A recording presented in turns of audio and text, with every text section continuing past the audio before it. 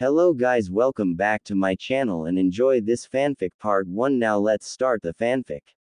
Hinata could see everything. That was her gift. The Byakugan sees all. But she'd never wished that she couldn't see everything. She could see all of Konoha.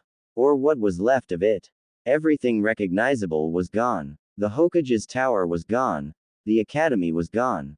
Her home was gone, completely demolished, left to pile up with the rest of the rubble that had stacked itself against Konoha's walls. All of her possessions, what little they were doubtlessly lost forever in the mass of wood and concrete. It had all been replaced by a crater. The walls of Konoha stood tall, but the village they protected had become nothing more than an enormous pothole. Hinata found that, at the moment, she hardly cared. She could see every person that remained in the crater that had once been her home. Standing, slumped, lying prone, others kneeling next to them, tears in their eyes, pinned beneath support beams, being shaken by students, eyes open, eyes closed, faces whole and faces empty. She could see 2,613 circulating shinobi chakra systems. Less than half of the village's total number of ninja. The rest weren't moving, weren't breathing, weren't responding to the cries of their students or their teammates or their friends. The rest were dead. There were 2 more chakra systems in the village. These 2 were special. The first was right in front of her. It was completely unlike anything else in the village. In a land of dust and dark, this chakra shone like the sun, bathing her face in a light only she could see. Naruto Uzumaki's face may have been horrified, his eyes wide and his mouth open, but his chakra hadn't stopped being warm. But there was something wrong with it. It flickered, red highlights shooting through it like neon, and something heavy, malevolent and oppressive and cold, was working its way through the unbelievable light, plastering it a sickly hue and filling its tenketsu with tar.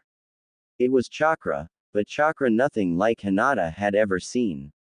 Chakra wasn't supposed to remind her of industrial waste, of mudslides, of the kind of silt drudged up from the bottom of a lake. The other chakra system, the one to her right, was the source of the polluted chakra. It belonged to a man with orange hair and purple, rippling eyes. Pain. The man who had destroyed Konoha so utterly that nothing but rubble remained, who had single-handedly killed half its ninja, and who had crucified Naruto where he lay, cold black rods slicing through his hands and legs and pinning him to the dust. Hinata took another trembling step forward. The world seemed empty. The only sound in it was the unsteady plodding of her feet in the dirt. Hinata's whole body was on fire. Broken ribs ground together, and something thick and coppery dripped steadily from her mouth.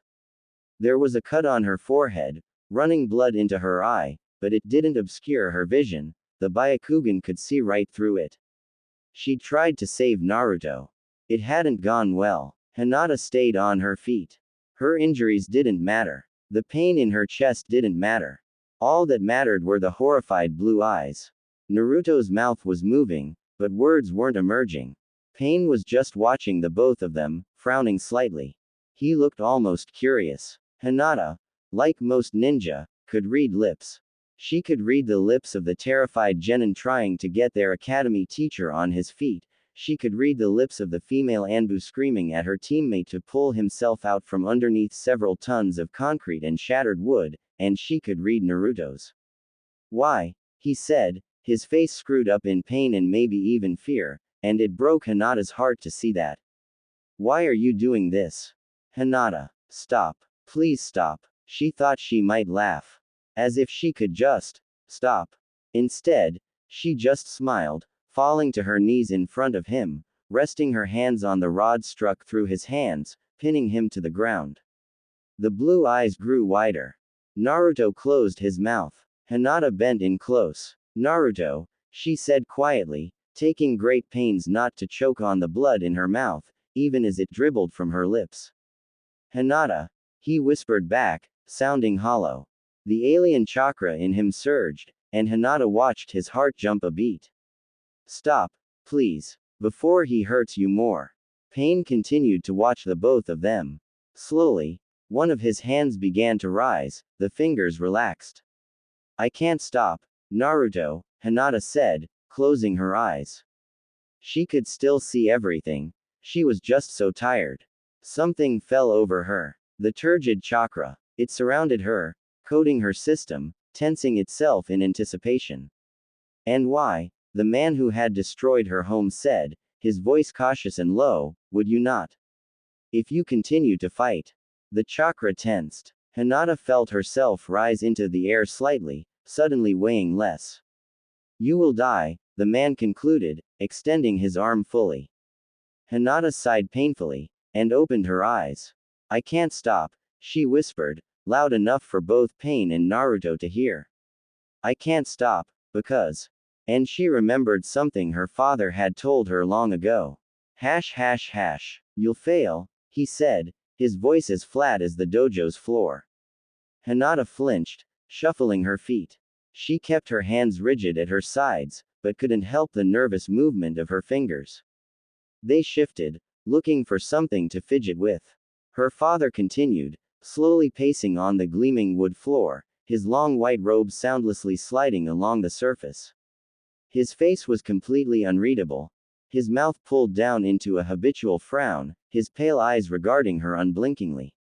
I am not telling you this out of spite, Hinata, he said, stopping and staring her in the eyes.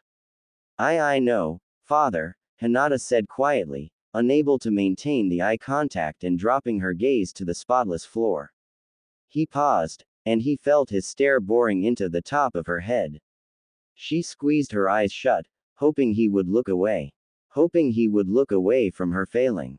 I don't believe you are ready for this art, yet, he said calmly. Nevertheless, you will certainly never achieve it unless you try.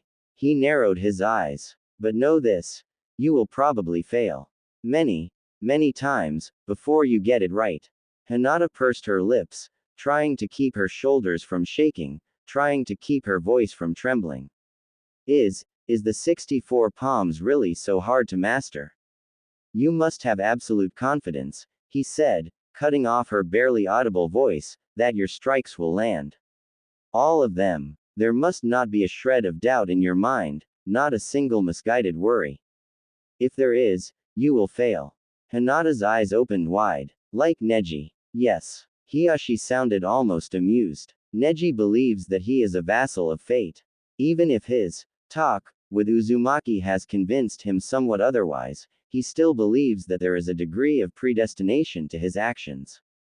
The Hyuga clan head shifted. And in a way, he is right. Hinata finally raised her head, looking her father in the eyes. She desperately kept her arms at her sides. They were begging to clasp in front of her. He is. She remembered the horrible things Neji had said about being a slave, about the hopelessness of his situation, and of the main house of inflicting it upon him. How could she not? After Naruto had broken his jaw, he had stopped talking that way, even begun to train with her to help improve her Juken. But her father was saying that he was right. That Naruto had been wrong. She shook her head. That can't be. Neji. Destiny doesn't. No. Her father answered her question before she could finish it. Destiny doesn't work like that. He sighed, and sank to his knees. Hinata blinked, and followed him to hers. However, his belief that his actions are meant to be has given him access to some of our clan's most powerful jutsu at a very young age. Do you understand? I don't think I do, father. Hinata clenched her hand, not looking away from her father's seemingly empty eyes. He sighed again. Hinata, he said seriously. What I'm about to tell you is one of the deepest secrets of our clan. A year ago, I wouldn't have considered giving this information to you, but you have shown tremendous improvement since the Chunin exams, and so I believe you are ready. Hinata stared, her back unconsciously straightening. Thank you, father. She hesitated, her natural doubt reasserting itself again. But, what is this secret? Hiyashi took a deep breath. The Byakugan is a feared dujutsu, yes. Hinata nodded silently, paying her father her absolute attention. This is not just because of our visual acuity, he continued. Of course, the range and discerning ability of our eyes are something to fear on their own, Most of our clan ranks among the most lethal taijutsu ninja in the world thanks to these advantages alone. He shifted forward, bringing his hand up and tapping his forehead. But our eyes are capable of far more than just that. What? Hinata's hand clenched. She focused on it, suppressing its shaking. The Byakugan sees all, Hiashi said calmly. Even that which is normally invisible, correct? Hinata nodded again. This goes beyond the obvious. Chakra, hidden seals, all that is child's play.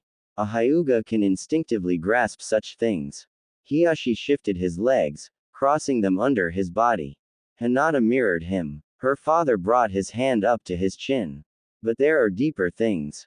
With the right mindset, under the right conditions, the Byakugan can perceive far more. Like what, father? Hinata asked. She was enthralled, barely paying any attention to the twitching of her hand and the fatigue in her legs. Her father had never confided in her so seriously. Hiashi scratched his chin. To put it simply, time.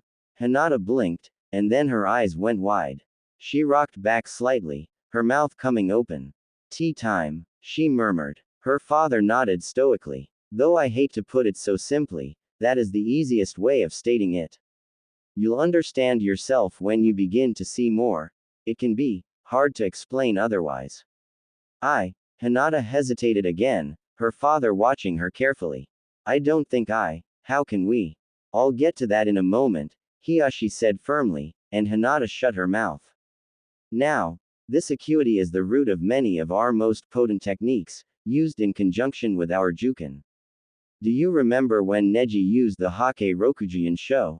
8 trigrams, 64 palms. Hinata remembered Neji's invocation, which he'd hissed out seconds before he'd beat Naruto so viciously the boy hadn't risen from the ground for nearly a minute. I remember, she confirmed, wondering what her father was getting at. Do you remember his speed? He shot back without blinking. Hinata started, and cast her mind back to the arena. He was fast, she said quietly, wondering why she'd never questioned it before. Neji had been fast. Impossibly fast. Throughout the fight, he had displayed incredible reaction time, but never the kind of raw speed he had used to close with Naruto so quickly the blonde hadn't even had time to counterattack. The kind of speed that had ensured Hinata hadn't even seen him move. Hiashi inclined his head solemnly. That is the power of the upper levels of the Byakugan. Something that is never supposed to leave the main house, and yet your cousin learned it anyway. His certainty in his actions allowed him to do the impossible. Hinata licked her lips. And what was that, exactly? The Hake Rokujian Sho, and others like it, operates by allowing the user to see a time in which they are before to their opponent, Hiashi said simply. Then, you place yourself there. But, how? Hinata still didn't understand. Showing you how is the root of what we will be doing today. Hiashi shifted back on his feet, ready to rise. He continued. As I said before, the 64 palms are beyond you unless you are completely sure that your strikes will land. That certainty is what allows you to rotate through time and place yourself not where you are, but where you could be. Once you have enough practice, it will even allow you to land every strike you envisioned, with perfect confidence, simultaneously. Hiashi rose, shaking his head. At the moment, that is something that is beyond even Neji. As Hinata pulled herself to her feet, he pinned her with his marble eyes. However, Hinata, I believe you have the potential for such an act. Me. Hinata almost tripped as she stood up, barely regaining her composure. Of course, Hiashi said simply. You are my daughter. Hinata stared as her father fell into a Juken stance, his hands stretched out in front of him, his wrists relaxed. Now, he said, uncaring of her stillness. You must strike with perfect confidence. Otherwise, you will only take half measures. He had one of his hands, gesturing her forward. Let's begin. Hinata pulled herself to her feet. Pain's chakra tensed around her, but didn't carry her. It licked against her tenketsu, but didn't permeate it. Naruto watched her, despair plain on his face. Hinata could see Sakura, hundreds and hundreds of meters away, glancing worriedly at the Hyuga next to her with a similar expression. Hinata, he groaned, baring his teeth. Go, please. You can't. I can't go, she said back, quietly, her voice quavering. I can't stop. She hesitated, all too aware of pain watching the both of them. She decided she didn't care. I love you, Naruto. It was barely a whisper, but it was enough. She finished standing, turning away, towards pain. She could see Naruto staring at her back, his mouth gaping, and his eyes wide. There was something more than terror in them. Pain glared at her, his hands still raised. Answer my question, he ordered, and his chakra tightened around Hinata. It didn't matter. Hinata took a deep breath, dropping her head and slid one of her feet back. There was a curl of wind through the crater that had once been her home, stirring the dust around her sandal. Pain's fingers curled, and the chakra sprung with them, reducing Hinata's weight to nothing, ready to fling her upwards with a single impulse. She felt completely free. It's futile, he said coldly, staring at her with an odd sheen in his eyes. Surely you realize that. The Akatsuki's leader took a step forward, hands still raised, fingers tensed, chakra swirling. Why fight, when you know you'll die? Hinata raised her head, expelling her breath. Her eyes were closed, the veins pulsing around them. Some of the blood from her forehead dripped into her tear duct. That didn't matter either. There must not be a shred of doubt in your mind, not a single misguided worry. She stiffened her hands, drawing them up besides her, and twisted her ankle, as if preparing to spin. If there is, you will fail. Why? The man with orange hair rumbled. Hinata opened her eyes, her face serene. I won't fail. I can't. Because, she said with utter calm, her voice carrying perfectly over the dust and dirt, impossibly clear. You are within range of my divination. Hinata spun, and time slipped aside. Pain's eyes widened, and his chakra surged. And the center of the crater exploded. Hash hash hash. There are 3 legendary dujutsu in the shinobi world, and 2 of them belong to Konoha. The Sharingan, the Byakugan, and the Rinnegan. Had things gone differently, all 3 could have been within the hands of the village hidden in the leaves, and then a single small change would have become many. But things went the way they did, and so they aren't, and now that is neither here nor there. Ask any ninja what the powers of the Sharingan are, and you're likely to get as many different answers as there are ninja being asked. It can read minds, it can copy jutsu, it can cast unbreakable illusions, it can build unbreakable armor, it can turn an unskilled genin into a merciless killer, and it can turn a prodigy into a force of nature. All this, and more. For the most part, though these ninja wouldn't know it, they would be right. The Sharingan bears the marks of significant influence by something older than recorded history, the power of the Jubi, amplifying the Uchiha clan's natural talents. From their fire affinity is born unnatural black flames, and from their pursuit of a wonderful lie is brought a genjutsu that can create worlds, however temporary. Yin and yang. But once more, that's neither here nor there. What is important is that the Sharingan understands all, though its wielder might not always be so lucky.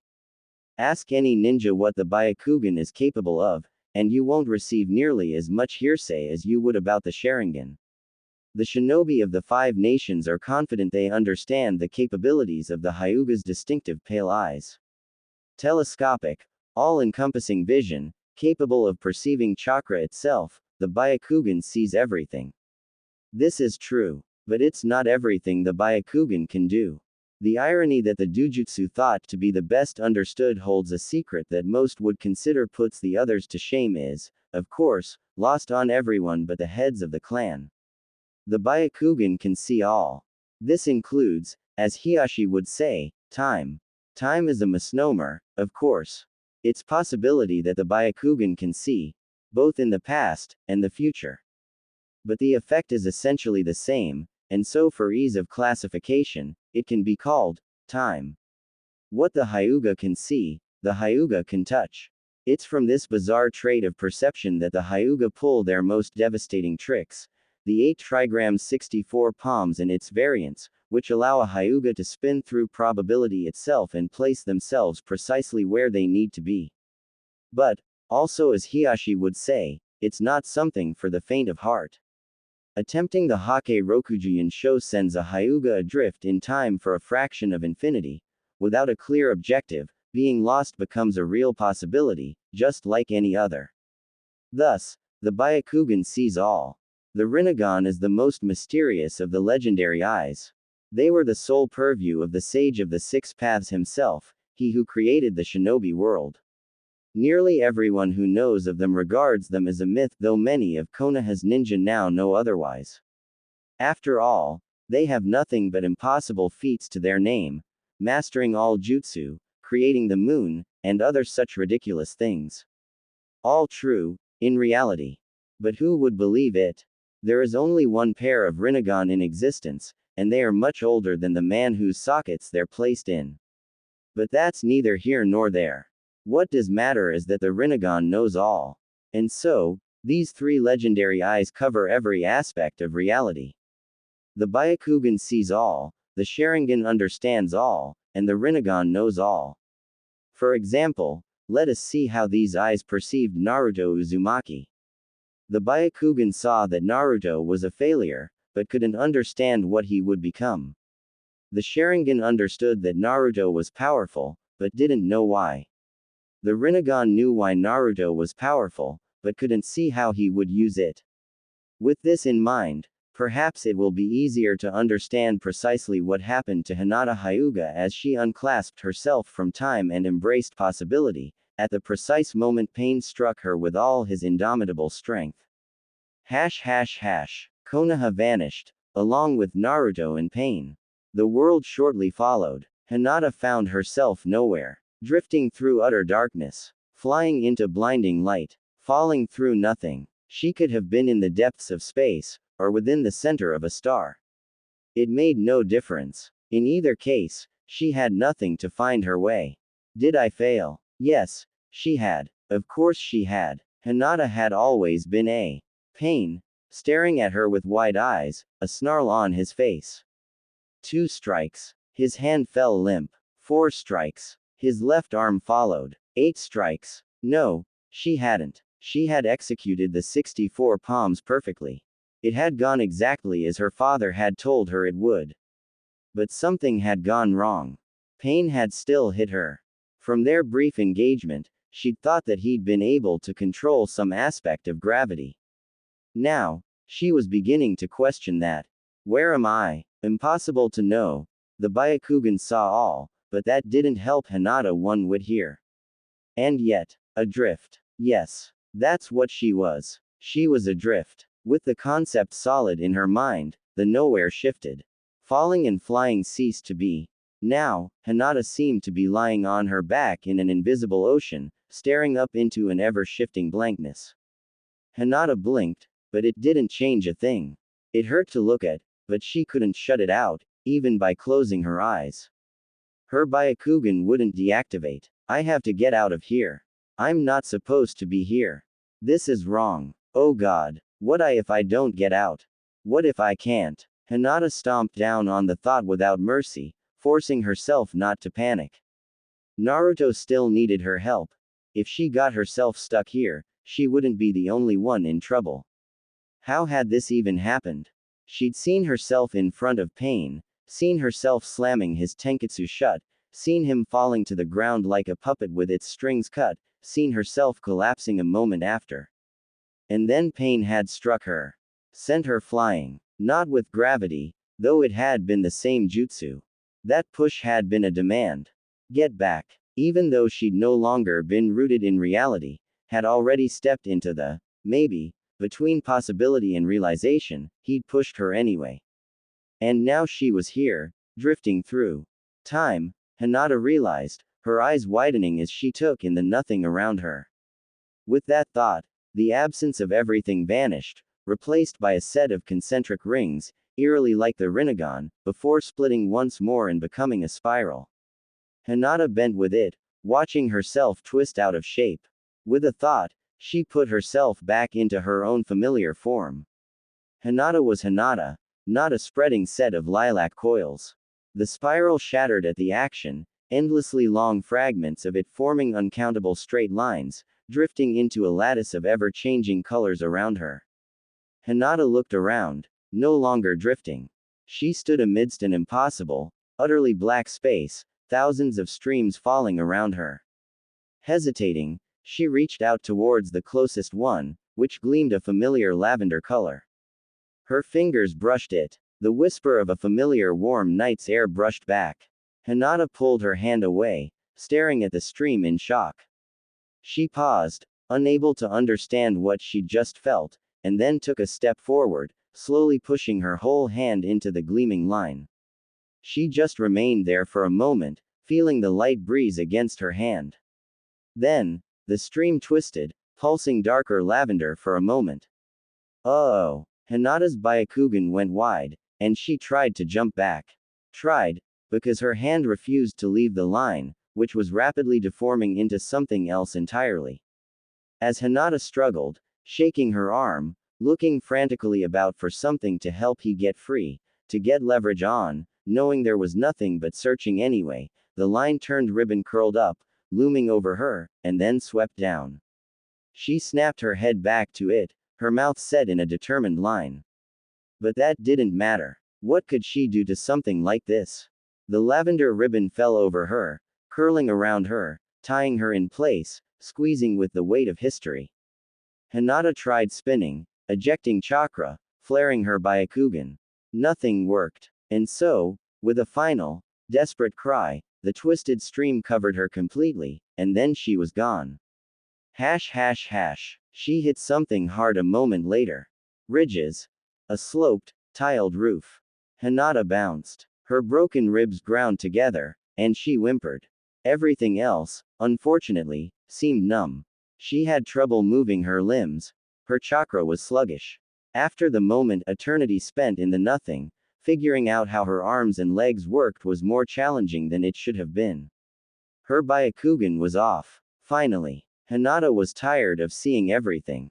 She tried to shift her head, barely able to twist it to the side. Where was she now? Had she gotten back to Naruto?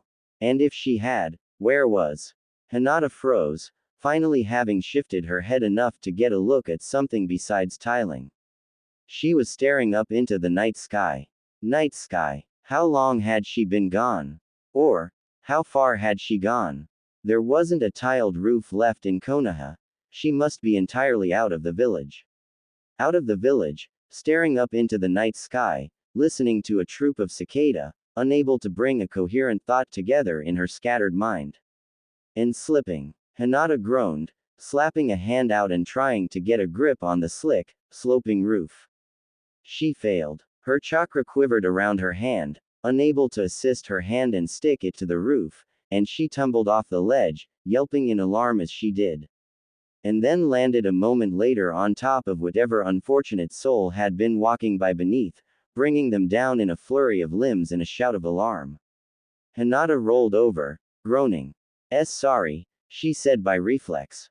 I didn't mean to. She paused. What are you doing? She said quietly. She'd fallen on top of a man dressed in all black, like a backstage kabuki actor. He had a balaclava pulled over his head, concealing his features. It left his cold gray eyes the only discernible thing about him. He was carrying a little girl in his arms, dressed in a fine kimono. Her eyes were closed. Sleeping, or unconscious. She hung completely limp. She looked just like Hanabi Hyuga. Just like Hinata's younger sister. Which would be impossible, because Hinata couldn't be in Konoha, and even if she somehow was, Hanabi definitely wasn't, and she couldn't recall the last time the girl had worn anything but her new light flak jacket. And yet, here she was, held by a stranger, and utterly helpless. Hinata pulled herself to her feet. Her chakra was still in flux, but her legs felt steady. Something cold was gushing through her, and her eyes narrowed at the sensation, the Byakugan straining and failing to activate. The man, watching her cautiously, mirrored her actions. He kept Hanabi between himself and her, almost like a shield. Put her down, Hinata said as calmly as possible, and then she coughed up a splash of blood. Her ribs were still burning. Most were broken. The man's eyes narrowed, and then he turned and ran. Hinata sprinted after him, completely uncaring of the pain in her chest. The pursuit barely lasted a moment. Hinata may have been injured, but carrying Hanabi slowed the man, and Hinata drew up behind him in little more than 2 seconds. He didn't give her the initiative. He immediately spun into a high kick, aiming to take her out with a blow to the temple. Hinata brought her arm up, neatly blocking it, and winced at the impact. She considered attempting to close the tenketsu in his leg in the frozen moment he hung in the air. His kick stopped cold, before deciding not to. Her chakra was far too unstable to try such a delicate technique. Juken wasn't going to work. She'd have to do this more conventionally. So she punched straight out with a loose hand. The man's other leg came up, diverting her straight arm, and Hinata leapt into the air, leading with her knee, and slammed it into the kidnapper's crotch. The first sound Hinata had ever heard the man make was a choked squeak. He dropped Hanabi and fell back, and Hinata landed with a muffled crunch on the gravel beneath her, catching her sister effortlessly as she did. She set Hanabi gently on the ground, brushing the smaller girl's hair back from her sweating forehead, and stood back up, staring at the man with cold eyes. Her glared back, standing bow-legged, the humid night air ruffling his balaclava. "Why are you here?" Hinata asked, shifting her hand back. Her dujutsu still refused to activate. For the Byakugan, the man in black refused to answer her, circling to the left, his eyes shifting her and Hanabi, and their foreheads. He's looking for the seal. There was no doubt about it. He was definitely trying to steal the Byakugan. Hinata circled with the man, keeping herself between him and Hanabi. His hands flexed, wandering down towards a pouch on his hip. Another couple drops of blood ran into her eyes, and she blinked heavily, clearing them. The man didn't take the advantage, remaining where he was. "You should leave," Hinata said, staring right into his eyes, her own stinging. "I don't know what's going on, but you can't win today." The kidnapper just edged his head, and then moved. The hand dipped and rose, a kunai gleaming in it, and he flung it forward, diving behind it, intent on Hanabi. Hinata stepped forward, completely ignoring the kunai, and kicked the man in the face as he completed his roll. The knife dug into her left shoulder in the same moment, but that didn't stop her from drawing her foot back and kicking again, breaking the man's noise with a distinctive crack. And then, the man exploded into a miniature lightning storm. The Hyuga screamed, stumbling backwards, parts of her jacket catching fire. If the pain in her ribs had been her body burning, then this was being kicked off of a snowy peak into an active volcano. A lightning clone. How had he? Of course. When she'd gotten blood in her eyes. He'd used the opportunity to substitute himself for one, and then sent it at her on a suicide mission. Stupid. Stupid, stupid, stupid, stupid. She really was useless, falling for something so obvious. She grit her teeth, lightning still playing over the metal parts of her jacket and causing her fingers to jerk with unconscious ticks. Where was he? She blinked, catching something in her peripheral vision, and turned just in time to see the man shoot forward and sweep her feet out from under her. Hinata hit the gravel with a painful sounding crunch, rolling to the side and avoiding another brutal kick. She completed the motion, and her hands came up, catching the follow-up. She and the man in black strained for a moment, glaring at each other, his foot poised over her throat, and her hands clutching it, holding it in place. The man had lost his balaclava at some point, and his face was revealed to Hinata, craggy, with a sharp goatee, and a patch over his left eye. He bent down, doubling the weight on his foot. "You've already made too much noise," he hissed, pressing down. Hinata grunted with effort, her hands trembling. Her vision was going dark. The lightning clone hadn't done her other injuries any favors. "Just die," the man snarled, and raised his foot, stomping it down. Mistake. Hinata jerked her head to the side, and the foot crashed down next to her, flinging a shard of gravel into her ear and dirtying her hair. She ignored both sensations and swept her hands out, wrapping them around the man's leg and dragging him to the floor. He dropped with a frustrated yell, and Hinata rolled on top of him, her hands balling into fists. I won't die, she growled, punching the man in his sneering face. His head smashed into the gravel, bouncing back up. Hinata punched him again. I made a promise. The man's nose broke for real, and blood sprayed across Hinata's knuckles. And I never go back on my word. A spasm of her chakra shot through her hands on her final strike, hitting the man in the forehead.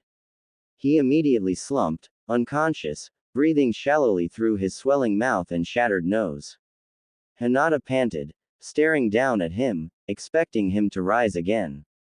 He didn't. That was it. She laughed, her entire body aching, and fell to the side, toppling off the man's insensible body. Compared to pain, that had been nothing. She pulled herself up on her hands and knees, breathing raggedly, and slowly crawled to Hanabi, before collapsing again, more blood running from her mouth. Her eyes started to slide closed. She was so tired, maybe it would be better just to find Naruto later. They snapped back open when she realized that Hanabi was awake. The little girl was staring at her, a terrified look on her face. She was slowly pulling herself onto her knees. Hinata smiled. Considering the blood staining her teeth, it probably wasn't the most encouraging one.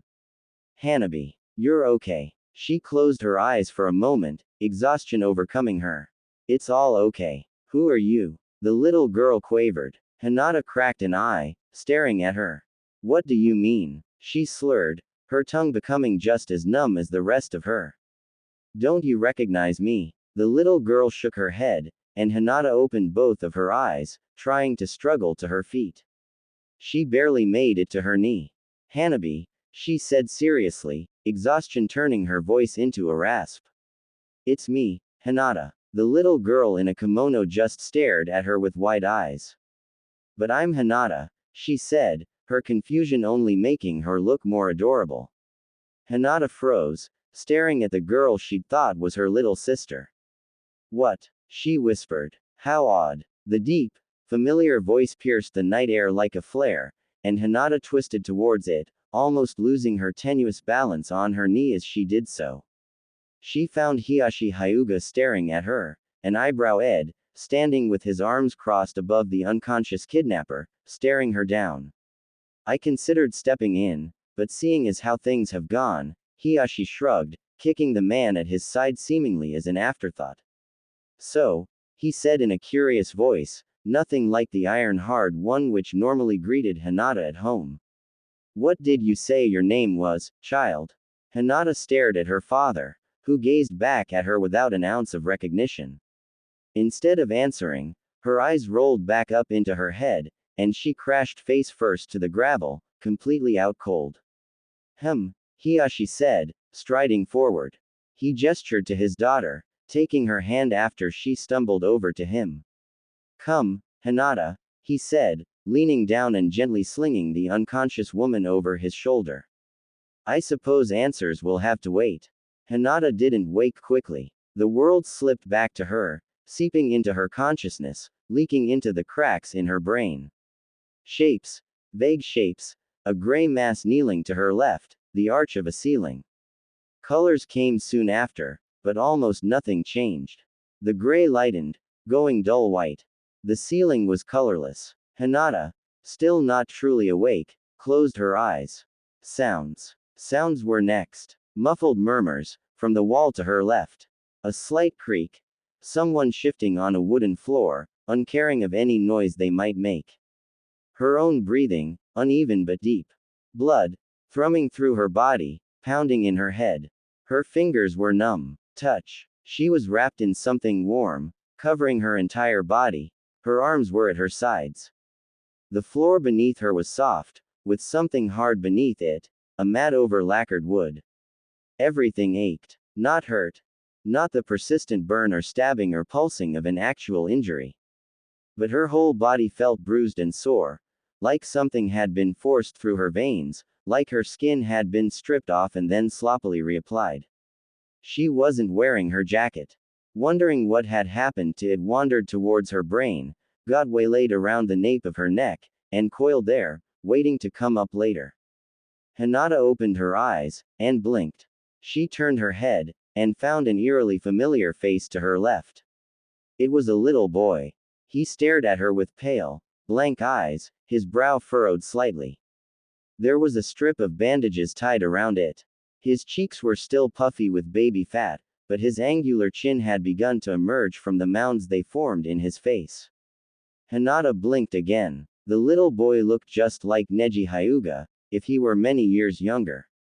Am I awake? She asked, her voice quiet, barely an exhalation. The boy stared back, silent for a moment. Apparently, he said. Hinata tried to smile, but gave up after a moment, the effort of moving her mouth into the proper shape too much to ask. She settled for hoping the expression made it into her eyes. That's good, she said, lying back and staring up at the ceiling again. Where was she? She'd been in the village, looking for Sakura. No, that wasn't right. She'd been, somewhere. There'd been a man. He'd kidnapped Hanabi. She had fought him. She'd been hurt. Had he hurt her? Hinata frowned, her Byakugan unconsciously pulsing. No, could he have? She hadn't been able to even use the gentle fist, and she'd beaten him. She remembered that. What had? I love you, Naruto. The village. Pain. The 64 palms. Naruto. Hinata's eyes snapped wide open, and she lurched to her feet. Or tried to. She didn't even make it halfway before her body gave up on the effort and sent her crashing down on her side. She yelped, her sides and ribs protesting viciously. The boy rushed to her side, his eyes wide, and Hinata ignored him completely, scrambling forward. Her hands slipped on the hardwood floor, and she fell again, banging her chin. Her blanket slipped off, leaving her all too aware of the chill wood below her. Father. The boy yelped, watching her carefully. She's. Hinata twisted towards him, distantly hearing a door slide open. I have to go, she panted. Naruto, he's in trouble. I have to. Go where? A calm, familiar voice rolled over her, and Hinata did her best to spin towards it, managing to prop herself up on one arm. Her father's stern face stared down at her, silhouetted against the early morning sun pouring in through the doorway behind him. But there was something wrong with it. Hinata blinked, focusing. Less stress marks and wrinkles, softer cheeks, warmer eyes, and a forehead protector, which her father almost never wore. Nevertheless, the man looked just like Hiashi, despite undeniably being not. Father. The words slipped out of Hinata's mouth before she could check them, as she finished making it to her knees. She rose slowly, her left leg shaking. Is that you? What's going on? Naruto's in trouble. The leaf. The man blinked, and there was a crushing silence as he stared at her. Hinata unconsciously trembled. Even if the man seemed subtly different, his stare was the same. What about the leaf? He finally said, his tone careful. It's been destroyed. The man jerked back, his eyes going wide, but Hinata barely noticed, the devastation of her home flashing through her mind. We have to go back as soon as we can. Hinata looked around. Where are we? I thought you and Hanabi were. But I'm Hinata. Hinata froze, her whole body stiffening, and her breathing suddenly cutting off. Both of the other Hyuga in the room watched her, the boy sliding to his father's side.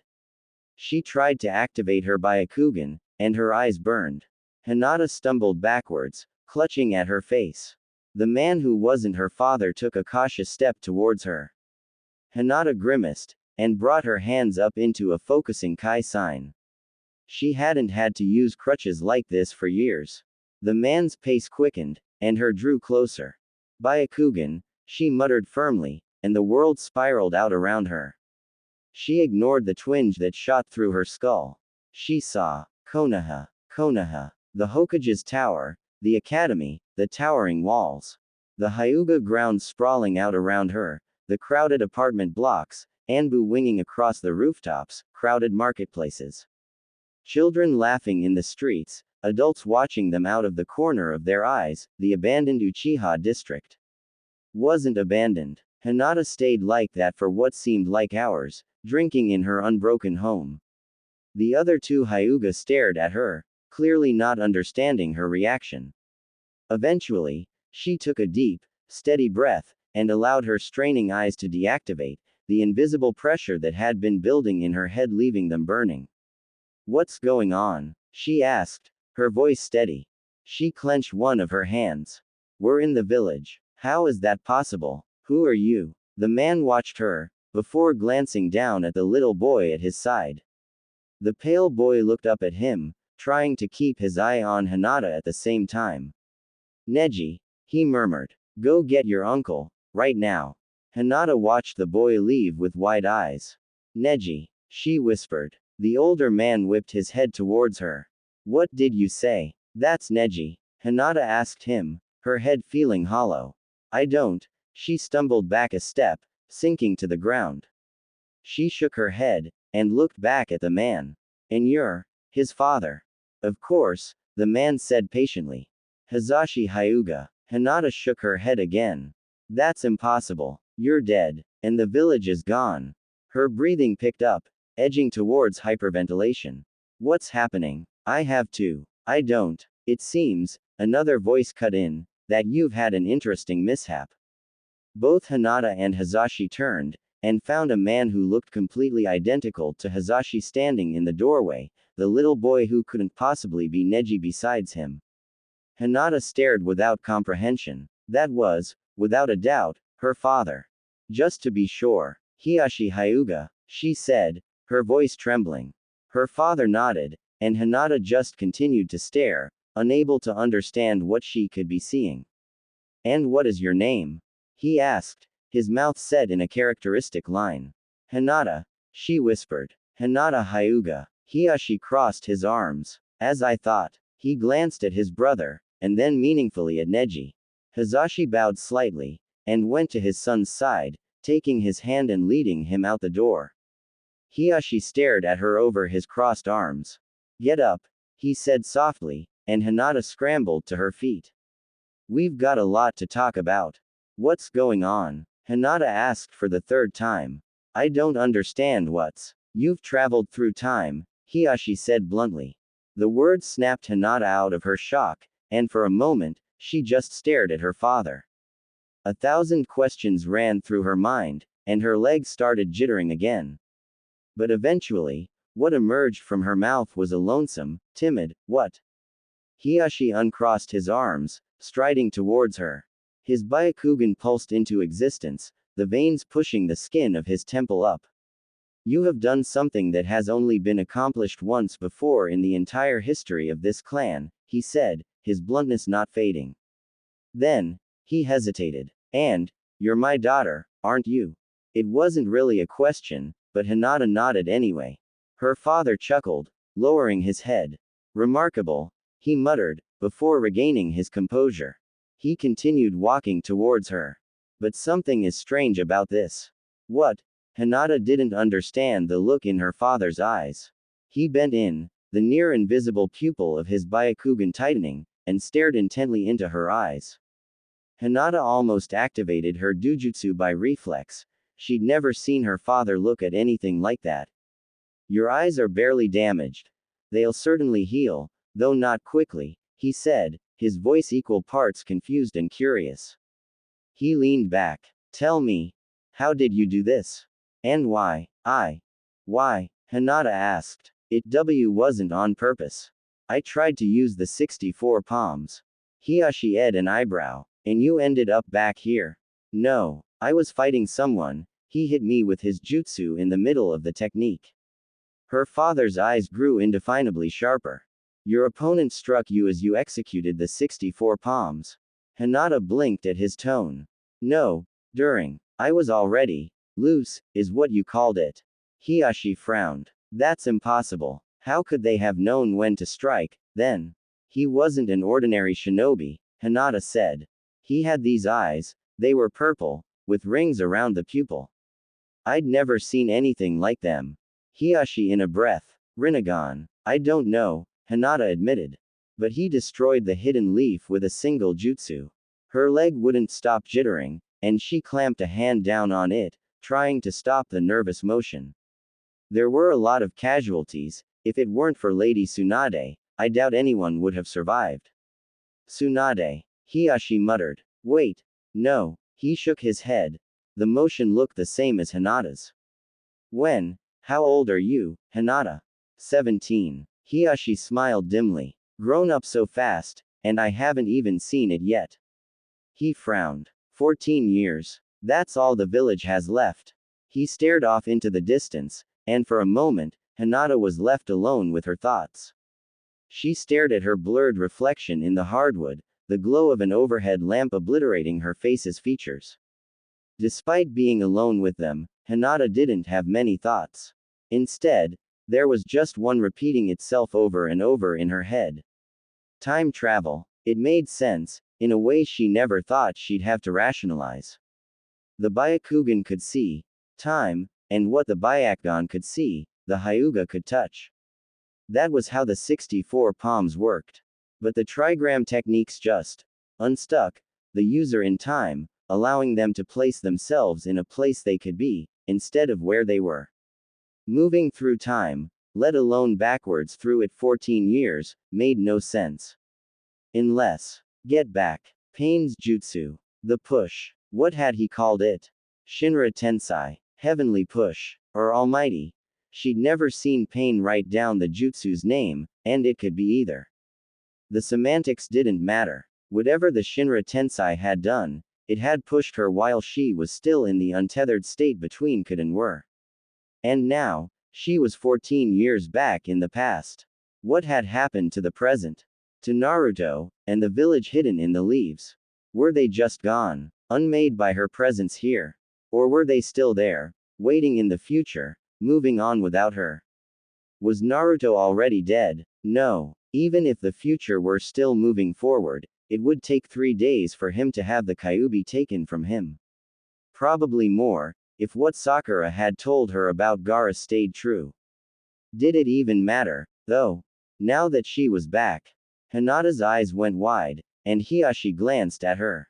She could change everything. The first Chunin exams, and the sound invasion. Sasuke Uchiha's flight from the village. Pain's attack. Wait. Hinata almost fell down as her father watched her with concern. She wasn't thinking big enough. The Uchiha were still alive. So was the Sandaime, and Naruto's master, Jiraiya the Toad Sage. And Hizashi. She'd saved Neji's father. That man she'd fought had been after the Byakugan, after her. He had been the Cloud's ambassador, who Hizashi had been killed for, in the name of averting war. Hinata, seated on the floor, giggled as her father watched in perplexed amusement. She'd saved her uncle by falling off a roof. If Neji still existed, she was sure he'd find that funny, in a strange way. Her father, after watching her for a second, spoke up. We have to go, he said. I mustn't be the only one you pass this information to. Go. Hinata laughed almost manically, her ribs aching. Her whole body was shaking. Why had she been the one sent back like this? She couldn't possibly hope to change enough, she just might end up making it worse. It should have been Naruto. He would have been able to make a change. As it was, he was just 3 years old, and more alone than ever.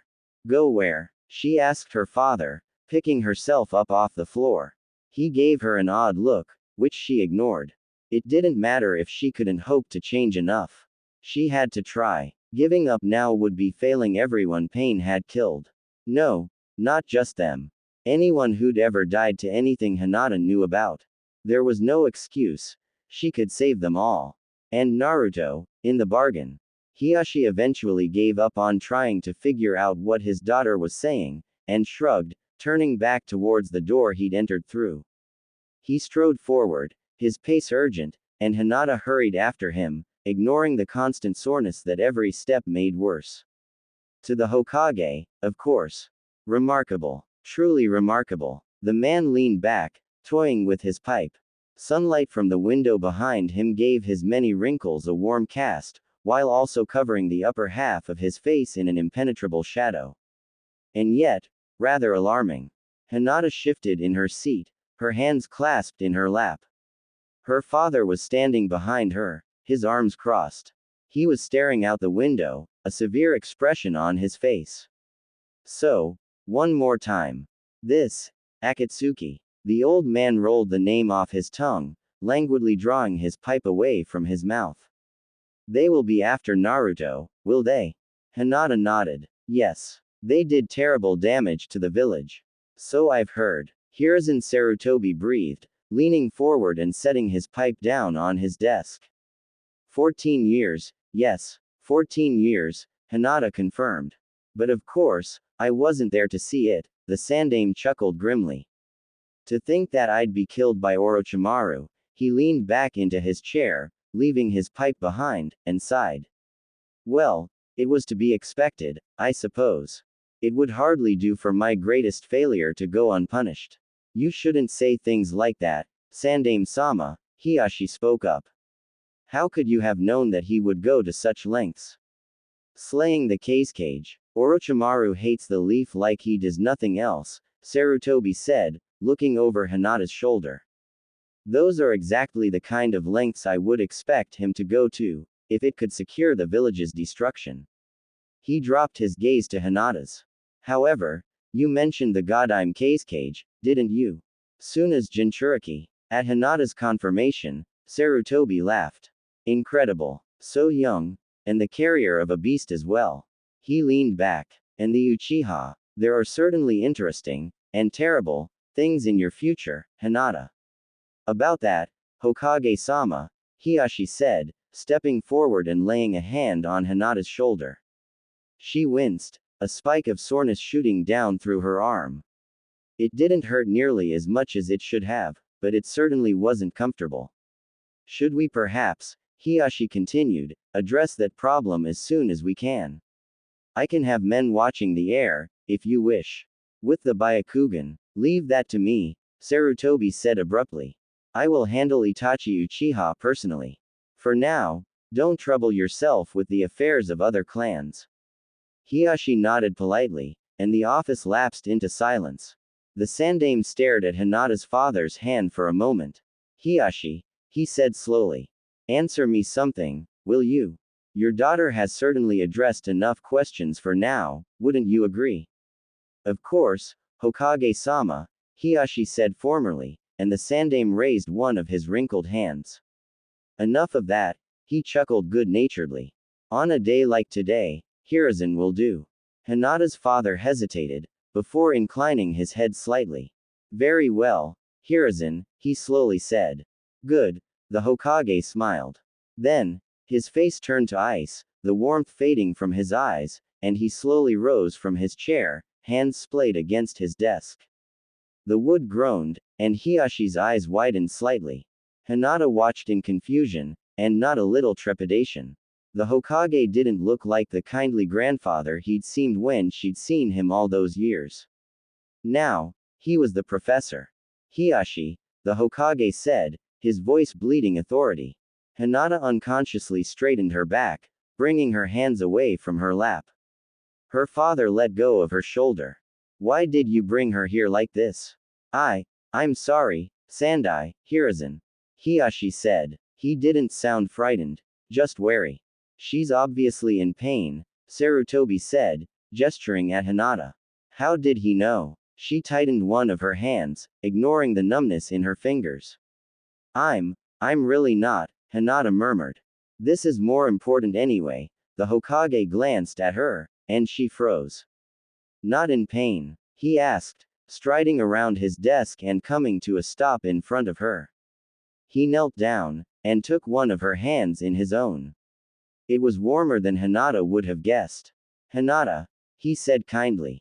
Don't lie to me. The Hyuga heiress winced, as Hiashi watched both the Hokage and his daughter with concern.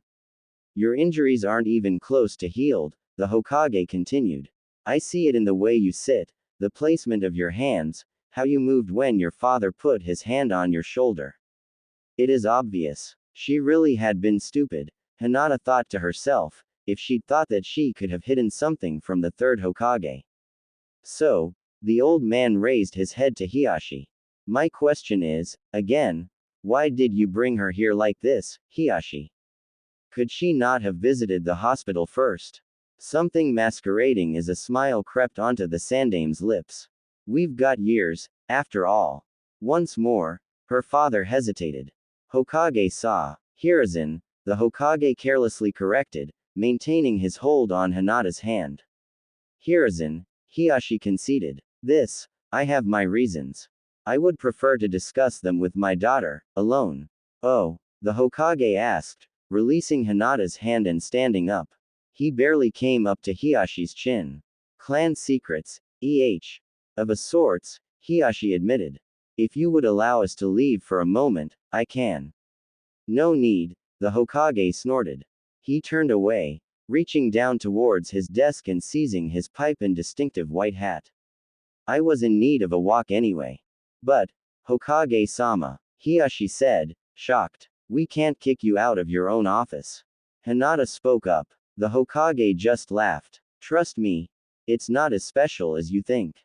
Though, he placed his hat upon his head, and raised his pipe. It is one of the most secure places in the village. You can speak freely here. He strode towards Hiyashi. The other man instinctively stepped aside, but he didn't say anything as the Sandame brushed past him. Hiyashi, the Hokage murmured, just loud enough for Hinata to hear. I hope your reason is a good one. And then the old oak door swung open, and the Hokage was gone. Hinata blinked, and turned to her father.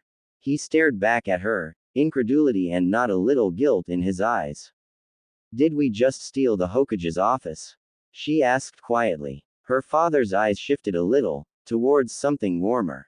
Indeed we did, he deadpanned. Truly, the Hyuga are the strongest in the hidden leaf. Hinata giggled, and then coughed, her throat feeling like sandpaper. Her father sunk down next to her, his expression moving back towards serious. Hinata, he said morosely. First, let me apologize for any suffering I brought you. It's fine, father, Hinata smiled. It doesn't hurt that much, I just need some rest. Hiyashi grimaced. You may not get it. Hinata hesitated. Her fingers wandered towards each other, before she viciously crushed the impulse to rub them against together. Now was no time to indulge in her nervousness. What do you mean? It would have been better to bring you to the hospital, my daughter, Hiyashi admitted.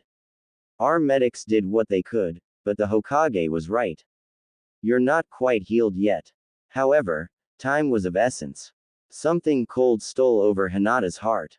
Father. Why? I'm not going to. Her mouth snapped shut, and her father's eyes grew horrified.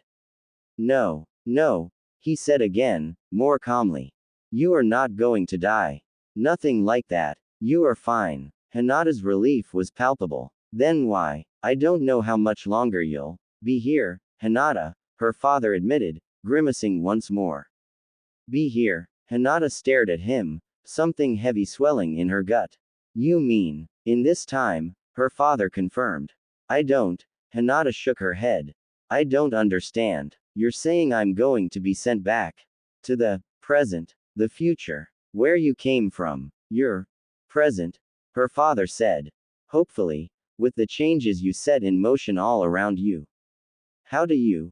Hinata started to ask, before something her father had told her about 2 hours ago crept across her mind. You have done something that has only been accomplished once before in the entire history of this clan. What happened to the other one? She asked, straightening up. Her father looked at her questioningly. You said that only one other person had traveled through time like I did, Hinata said, biting her lip. What happened to him? Her father corrected. And she vanished. Vanished. Hiyashi nodded. After 8 hours. Who was she? Hinata asked. Hiyashi hesitated, before his face flattened out again, his confidence returning. That doesn't matter. Hinata stared. Her father had never lied to her. She couldn't understand why he was doing so now. Every line on Hiyashi's face, every crease, even the way his eyes darted up and to the left for a moment, indicated he was. She resolved to find out later. If her time really was short, she couldn't afford to be caught up in details. 8 hours. Her father nodded. Indeed. She simply disappeared, vanishing from under her guardian's eyes without a trace, he said, correcting himself midway through one of his words. The Byakugan sees all. What she did was no shunshin, or a teleportation jutsu like the Yondaimes. It was judged she had returned to whence she came. And indeed, 30 years later, she appeared, inexplicably, even though. Her father hesitated, and then waved his hand, beginning to pace around the room. Well, she didn't exist anymore, thanks to certain circumstances. Yet, she appeared anyway, a clear indication that after her time was up, she returned to her present, though it had been drastically altered by her actions. He sighed. She was also still blind. Wait, blind? Hinata gasped. Her father flinched. This is why I rushed you, Hinata, he muttered. I was afraid you would disappear much quicker. He resumed pacing the room.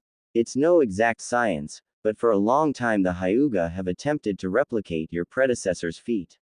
Willful travel through time would ensure that no one would be able to challenge the Leaf, or this clan, would it not? He frowned. But every attempt ended in failure, or worse. The damage the Byakugan receives forcing itself through time is catastrophic. So when you arrived, badly injured, but with entirely functioning, nearly undamaged eyes, I began to worry. Hiyashi finally stopped pacing. And when you slept for 6 hours without vanishing yourself, I couldn't allow the risk of you disappearing before I understood why.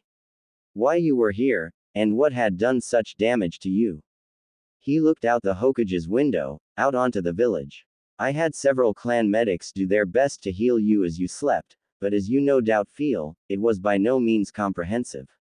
Again, I hope you will forgive me for that.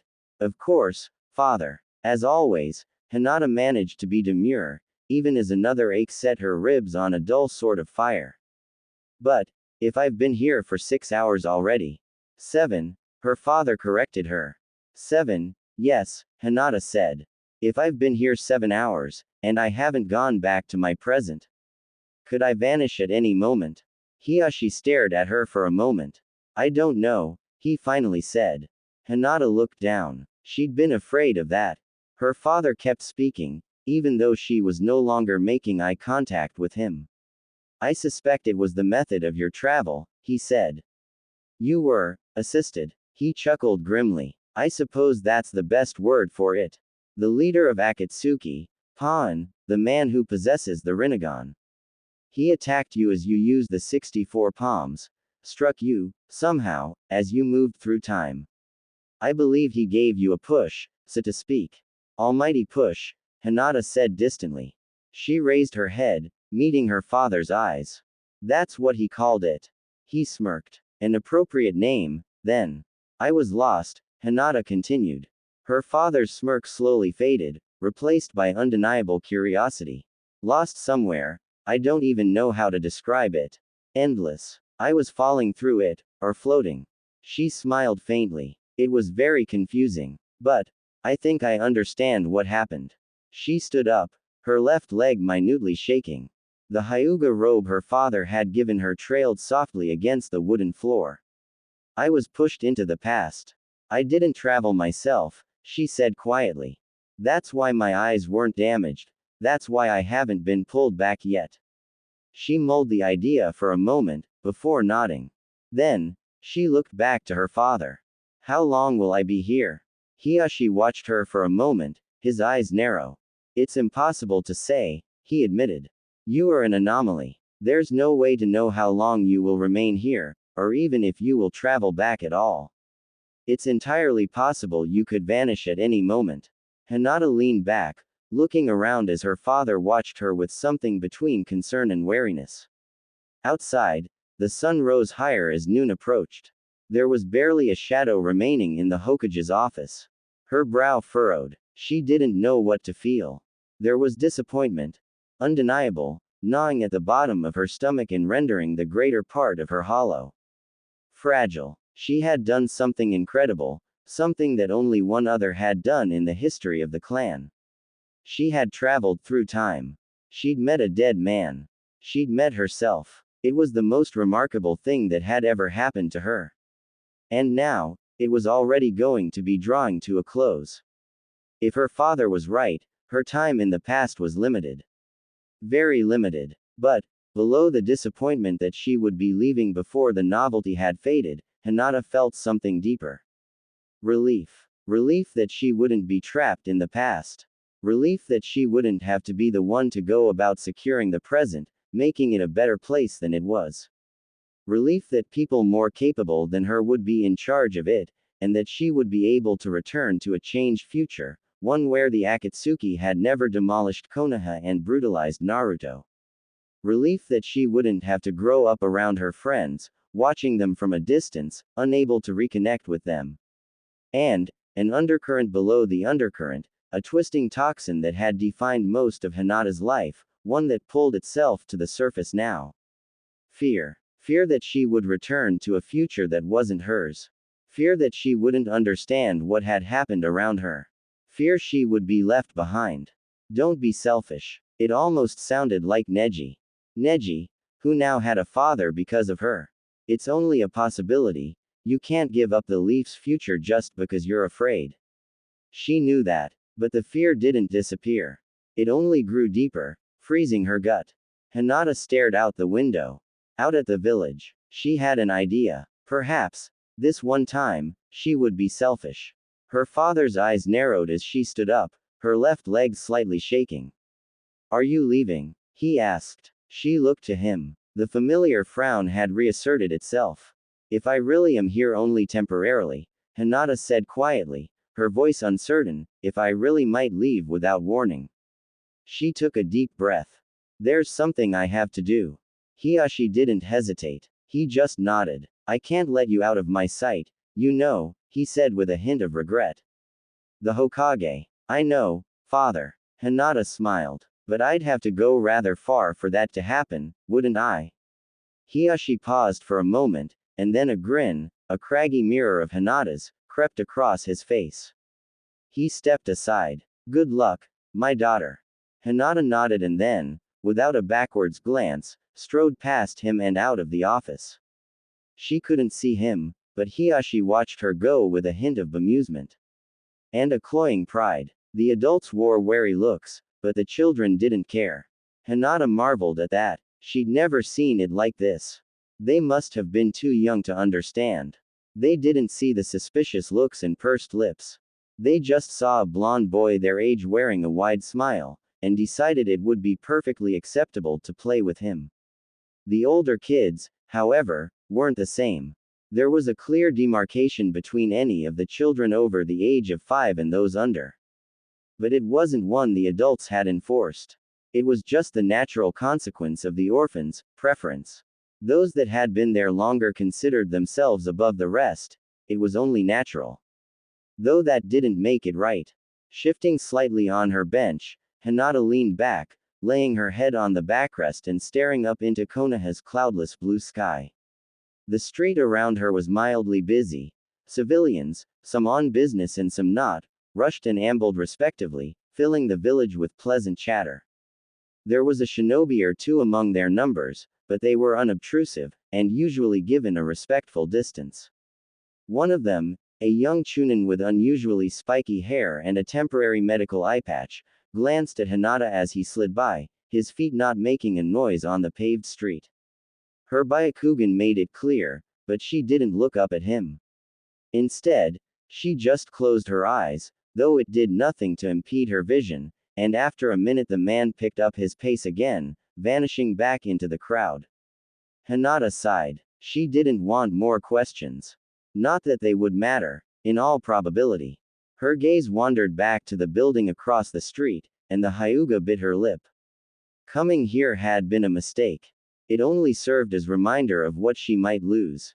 Naruto, 3 years old, with adorably chubby cheeks, a thick, trusting grin, and stubby, childish limbs, was not the Naruto she knew.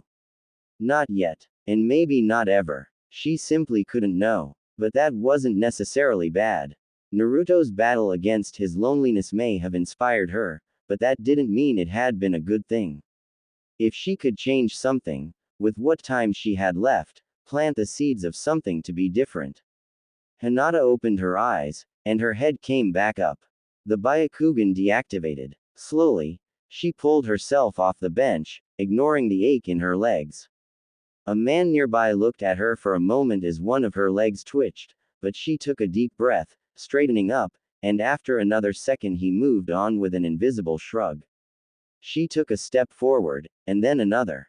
A crushing sensation of dread pulled itself out of her throat, and she swallowed it, smashing it down deep into her stomach. Now wasn't the time to worry. Now was the time to make a direct change, no matter how small it was. It took Hinata about 30 seconds to reach the other side of the street. Navigating through the crowd on legs that felt hollow wasn't easy, but most of the pedestrians noted her slow pace, and made room for her to pass through.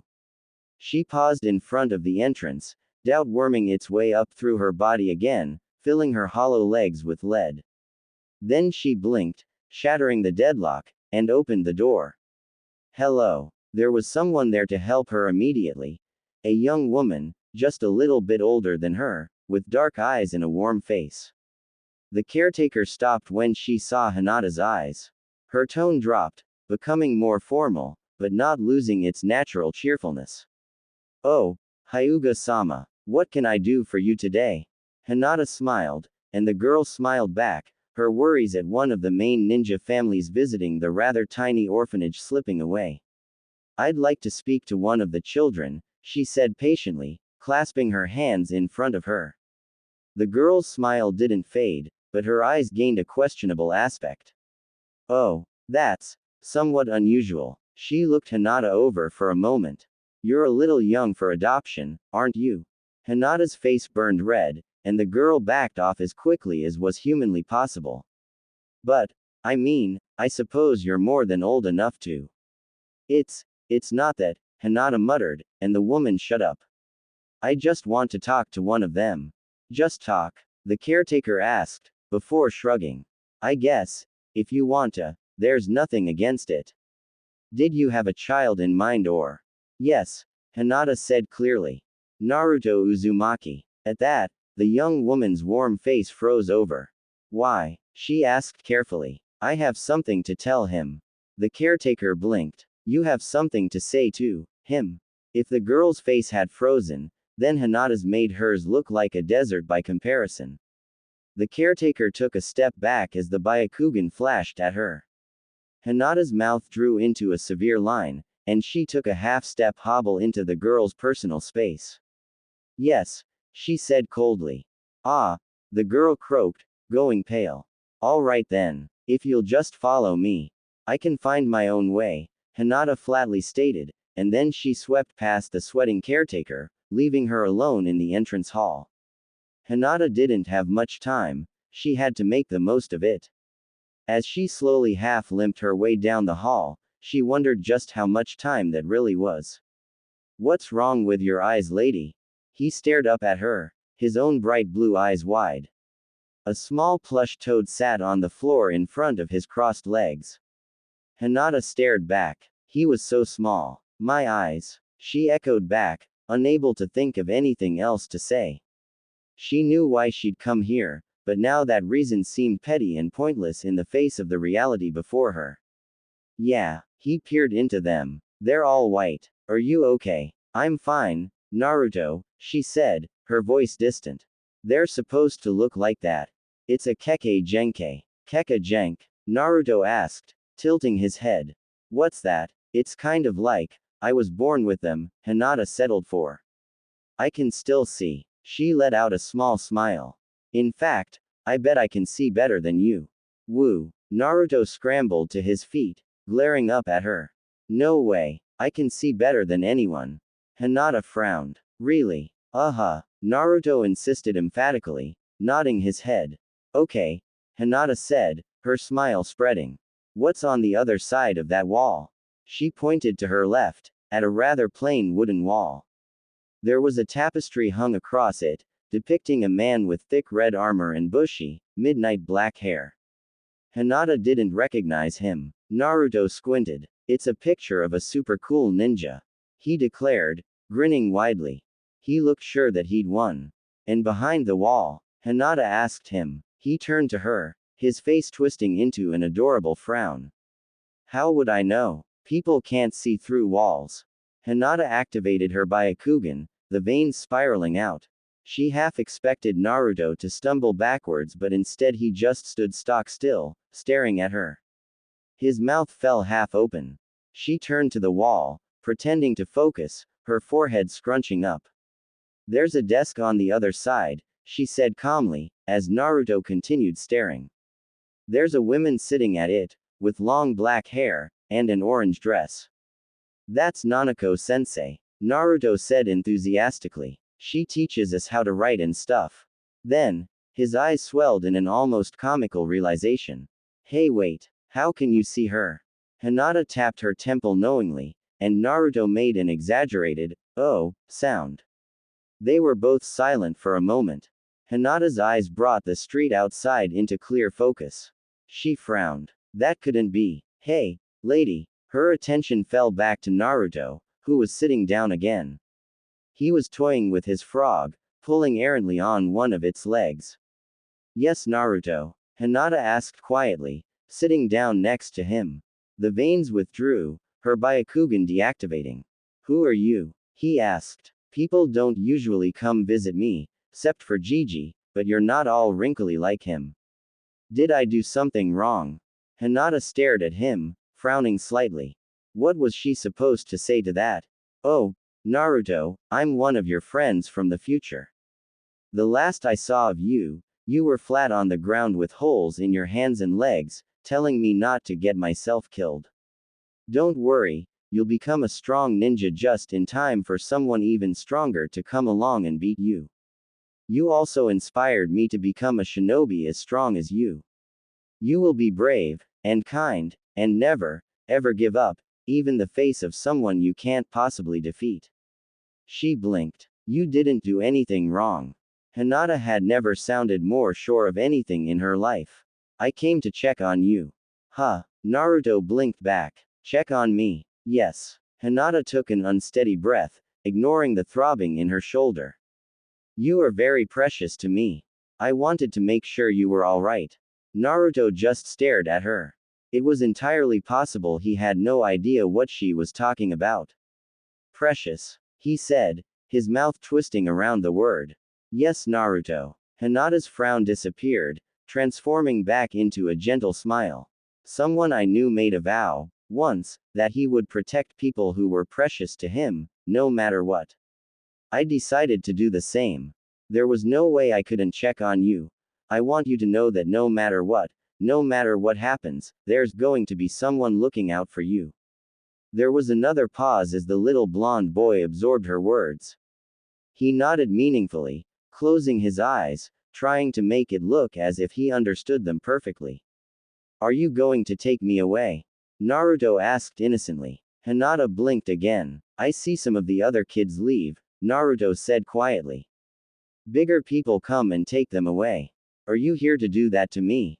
I can't, Naruto. Hinata almost choked on the words. Now, he was staring at her, his curiosity fully piqued. Why not? He said. I have to leave soon, Hinata practically whispered. I don't know when. I can't take you with me. Oh, he didn't sound disappointed, but a faint light abandoned the vibrant blue of his eyes nonetheless. Do you have to go now? He asked. She could leave at any moment. Be pulled away any second. Just vanish from besides him. And who knew what would happen to her afterwards? Or it could be hours from now. It really didn't matter anymore. No, Hinata decided, settling herself besides him. I can stay for a while longer. And so she did. She limped outside about 3 hours later, leaving a sleeping Naruto behind her. He'd passed out in her lap, and Hinata had taken that as her cue to leave. She didn't feel any better. In fact, she now felt more unsure of everything than ever before. Perhaps she shouldn't have come. All she'd done now was make a promise she couldn't possibly fulfill. Hinata turned the corner, moving away from the crowd still traversing the streets. And then she slumped, leaning against the wall. Just sitting with him, talking, entertaining him, taking in the surreality of his presence, had been exhausting. She really was alone now. All of her friends were like that. Would she even know any of them when she returned to her own time? The Hyuga let out a long, trembling sigh. There was something else, too. Something that had caught her attention hours before, when she'd first looked through a wall for Naruto.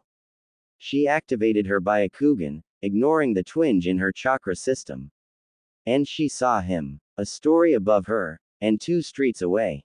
But doubtlessly peering in her direction, his brow furrowed, the stress lines on his face already forming. He was younger. The lines were softer. His hair was shorter. He was shorter. But it was undeniably him. His was not a forgettable face. Hinata almost laughed. Of course he was here. It was almost inevitable. With her luck, the kind of luck that had thrown her back through time, that had doomed her to return to people she hardly knew, that had made her father lie to her for the first time in her memory. With that kind of luck, was there any doubt that she was being followed by Itachi Uchiha? For a minute or so, she considered killing him. She could prevent so much with a single death. The Uchiha wouldn't be cut down in their compound, slaughtered to the man by their own heir. Naruto's teammate wouldn't grow up without parents, though he would probably miss his brother. And she would become the person who had killed Itachi Uchiha. However much Hinata believed herself lesser, that title wouldn't be something to leave her. But it was only a minute, because logic reasserted itself almost immediately. This wasn't Itachi Uchiha, the walking genocide, one of the world's youngest S-ranked killers, the man you weren't supposed to even consider approaching without a 10-to-1 advantage. This was Itachi Uchiha, respected Konoha ninja and heir to the Uchiha. He would be joining the Anbu in several months, even. He wasn't even guilty of anything yet. As far as anyone knew, he was utterly devoted to the Leaf. If she attacked him, there would be consequences, even if she had the Hokage's ear. And anyway, the Sandaime had told her father to leave Itachi to him. The same order applied to her. Hinata bit her lip. Why was he following her, though? She was hesitant to say the answer was obvious. Her first thought had been that his family must have sent him. But why would they? No one knew she was a new arrival. As far as the village was concerned, she was just another Hyuga, one among many. Who had just met with the Hokage, and somehow been involved in the incident with Kumo a day prior. Perhaps he did have reason to watch her. A team of brightly colored genin wandered by, chattering loudly. She could see Itachi's eyes dart to them for a moment, before resettling on the entrance to the alley she'd stumbled into. He began to reposition. Hinata slipped out the alley, keeping her Byakugan active. Itachi was moving along the rooftops, keeping her within his line of sight, but moving slowly enough to be practically unnoticeable. She never would have spotted him without her dujutsu. She kept her focus on him as she moved through the crowds, her head down. If anyone cared about the veins pushing themselves out alongside her eyes, they didn't make it apparent, though she did get several strange looks. She stopped at a crossroad, leaning against a store wall. Where was she going? The Hokage's office, maybe. She could wait there. The Hyuga compound. Could she risk meeting herself again? Was there any harm in it? Maybe she could go to the hospital. Some of her injuries were still bothering her. Hinata's stomach growled, and she glanced down at it out of reflex. She was hungry. Starving, even. She'd eaten once, 12 hours ago, before pain had arrived. She didn't need to look up to know that the building she was leaning against was a teriyaki shop. Not her favorite food, but hardly the worst. Hinata decided to get lunch. Miss, would you mind? Hinata turned to the restaurant's owner, half of a beef teriyaki hanging from her mouth. She pulled the rest in as the clearly uncomfortable man finished his sentence. It's just, Hyuga-sama, your eye thing. He bent in apologetically, his voice falling into a whisper. You're scaring away some of the customers. Hinata blinked, scanning the building without turning her head. The man was right. No one was sitting next to her, probably due to her Byakugan, and everyone who was in the room was giving her uncomfortable glances. They didn't know why she had her dujutsu active, she realized. It must have looked like she was preparing for an attack. She checked on Itachi again. He was still crouched on a nearby rooftop, watching the entrance of the building like a hawk. He hadn't followed her in. Oh, she said. The whole thought process had taken barely a second. I'm sorry. She allowed the Byakugan to deactivate, the veins fading away and leaving her pearl eyes relaxed. Is that better? She smiled. The man gave her a short bow. Much. Hyuga-sama. Thank you for accommodating me. If you need anything, just ask. Of course, Hinata said demurely. The man gave another, slightly deeper bow, and left her to enjoy her meal. The Hyuga turned back to it, sighing. The world always seemed smaller when her eyes weren't on. The wooden walls of the booth she was seated at seemed to press in on her. Mind if I join you? Hinata froze. She turned her head just slightly to the right. Itachi Uchiha was standing there. His head was almost level with hers. His diminutive height was never more apparent. She didn't say anything, but that didn't stop him. He slipped over to the other side of the booth, sliding into the seat without a word. They both watched each other for a moment in total silence. The sounds of the restaurant washed over them, ignored. Hinata's mind whirled. How had he done that? How could he possibly have known precisely when her Byakugan had deactivated, and moved with the speed to approach her in the 2 or 3 seconds afterwards? Genjutsu. Clones. He was only 10 years old. He shouldn't have been capable of something like that. And he was still staring at her, entirely placid. She straightened up, allowing her expression to grow colder, and attempted to affect the kind of Hyuga nobility that her father and Hanabi emanated so effortlessly. Showing weakness to Itachi Uchiha struck her as a terrible idea. Why are you following me? Hinata asked, her meal forgotten. Following you? He asked. Itachi was younger than she had been when she'd graduated, but despite his age, his voice was completely composed, and it already held hints of the baritone it would eventually become. Hinata frowned, tapping her temple and indicating her eyes. Itachi's expression didn't shift. He looked nothing but innocent. I'm not sure what you're talking about, ma'am, he said politely. I was just going to turn a mission in. I didn't mean to follow you. How he could say something so blatantly false so confidently after walking in and sitting down next to her was baffling. You shouldn't lie. Hinata leaned back, keeping her eyes on him. You were watching me, you followed me in here. Did your family send you? Itachi's eyes narrowed, just very slightly, and his Sharingan activated. 3 Tomo spiraled out, and the dull red sheen of his eyes was visible even in the brightly lit restaurant. The temperature seemed to drop several degrees. You don't belong here, he said, colder than Hinata herself could ever have hoped to be. She rocked back, her facade cracking. What? How could he know? Did his eyes see something that no one else could? Was something about her irrevocably alien to the past? I have memorized the faces of 80% of the village's ninja. I am currently working on the rest, Itachi said, echoing Hinata's motion and tapping his temple in reference to his own dujutsu. In particular, I have made sure to know the faces of the major clans, the Yamanaka, the Uchiha, the Aburame, the Inuzuka, the Akamaiki, and Nara, the Sarutobi, and the Hyuga. He dropped his hand to the table, casually resting it. And you are no Hyuga. You look like several of them, but match none of them. Thus, you do not belong here. Or maybe he was just hellishly observant. So you were following me? Hinata asked. I saw you leave the Hokage's tower, Itachi said. Why are you in the village? Who sent you? When had this become her interrogation? I am a Hyuga, Hinata said. You have the Byakugan, Itachi conceded. And it's clearly real. You were able to track me from a street away. He frowned. But I still have never seen you before. And you knew immediately that I was from a clan. I was, on a mission, Hinata lied. Poorly. She shouldn't have given away that she knew who he was. I was reporting back to the Sandame. You're lying. Itachi immediately called her on it. His face shifted slightly. But only about being about on a mission. Hinata's eyes widened minutely. She really couldn't hide anything from the Sharingan. You were meeting with the Hokage? Itachi asked, and she nodded. Why? To tell him that you're going to murder your whole family in a couple years, was what Hinata wanted to say. I can't tell you, was what she did say. Itachi stared right through her.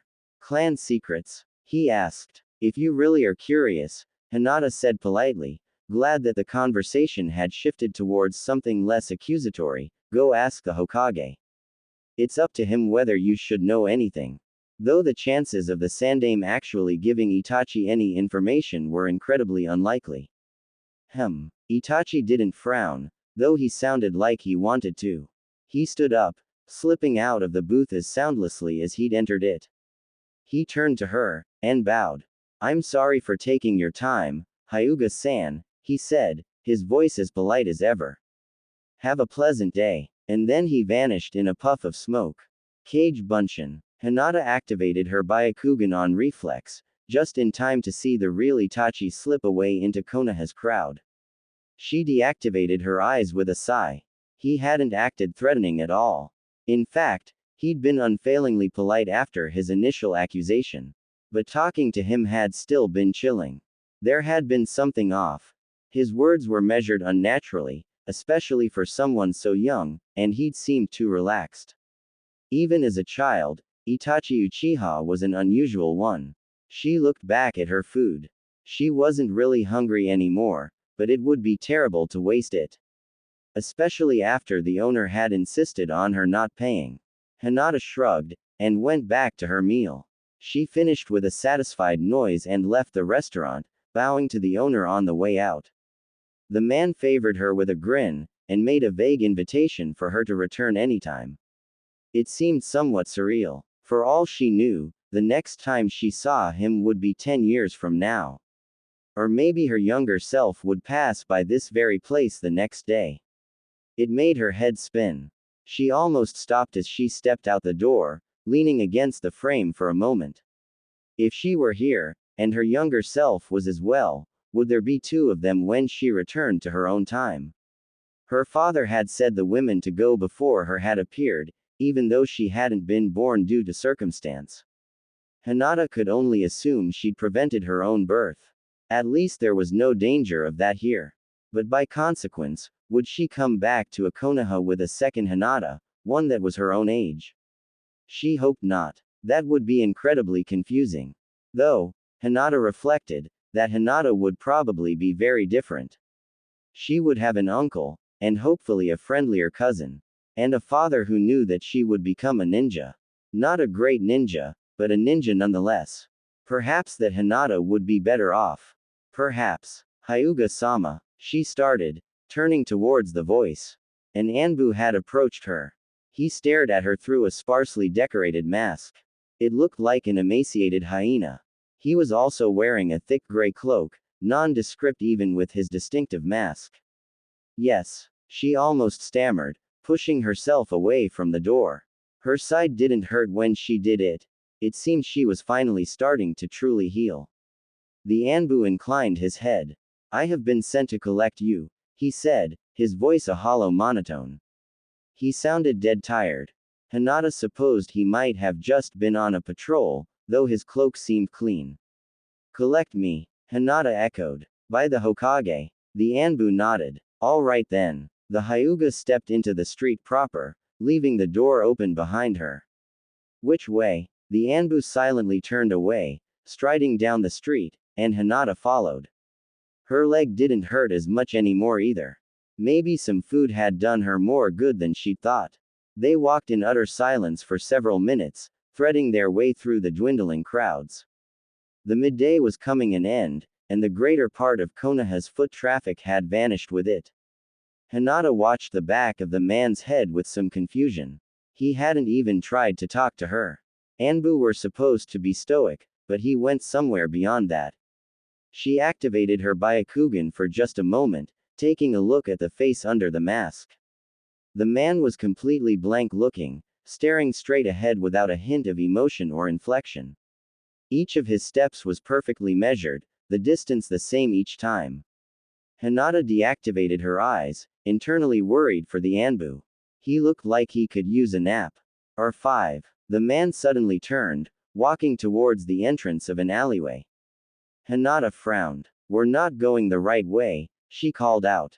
The man stopped, slowly turning his head towards her.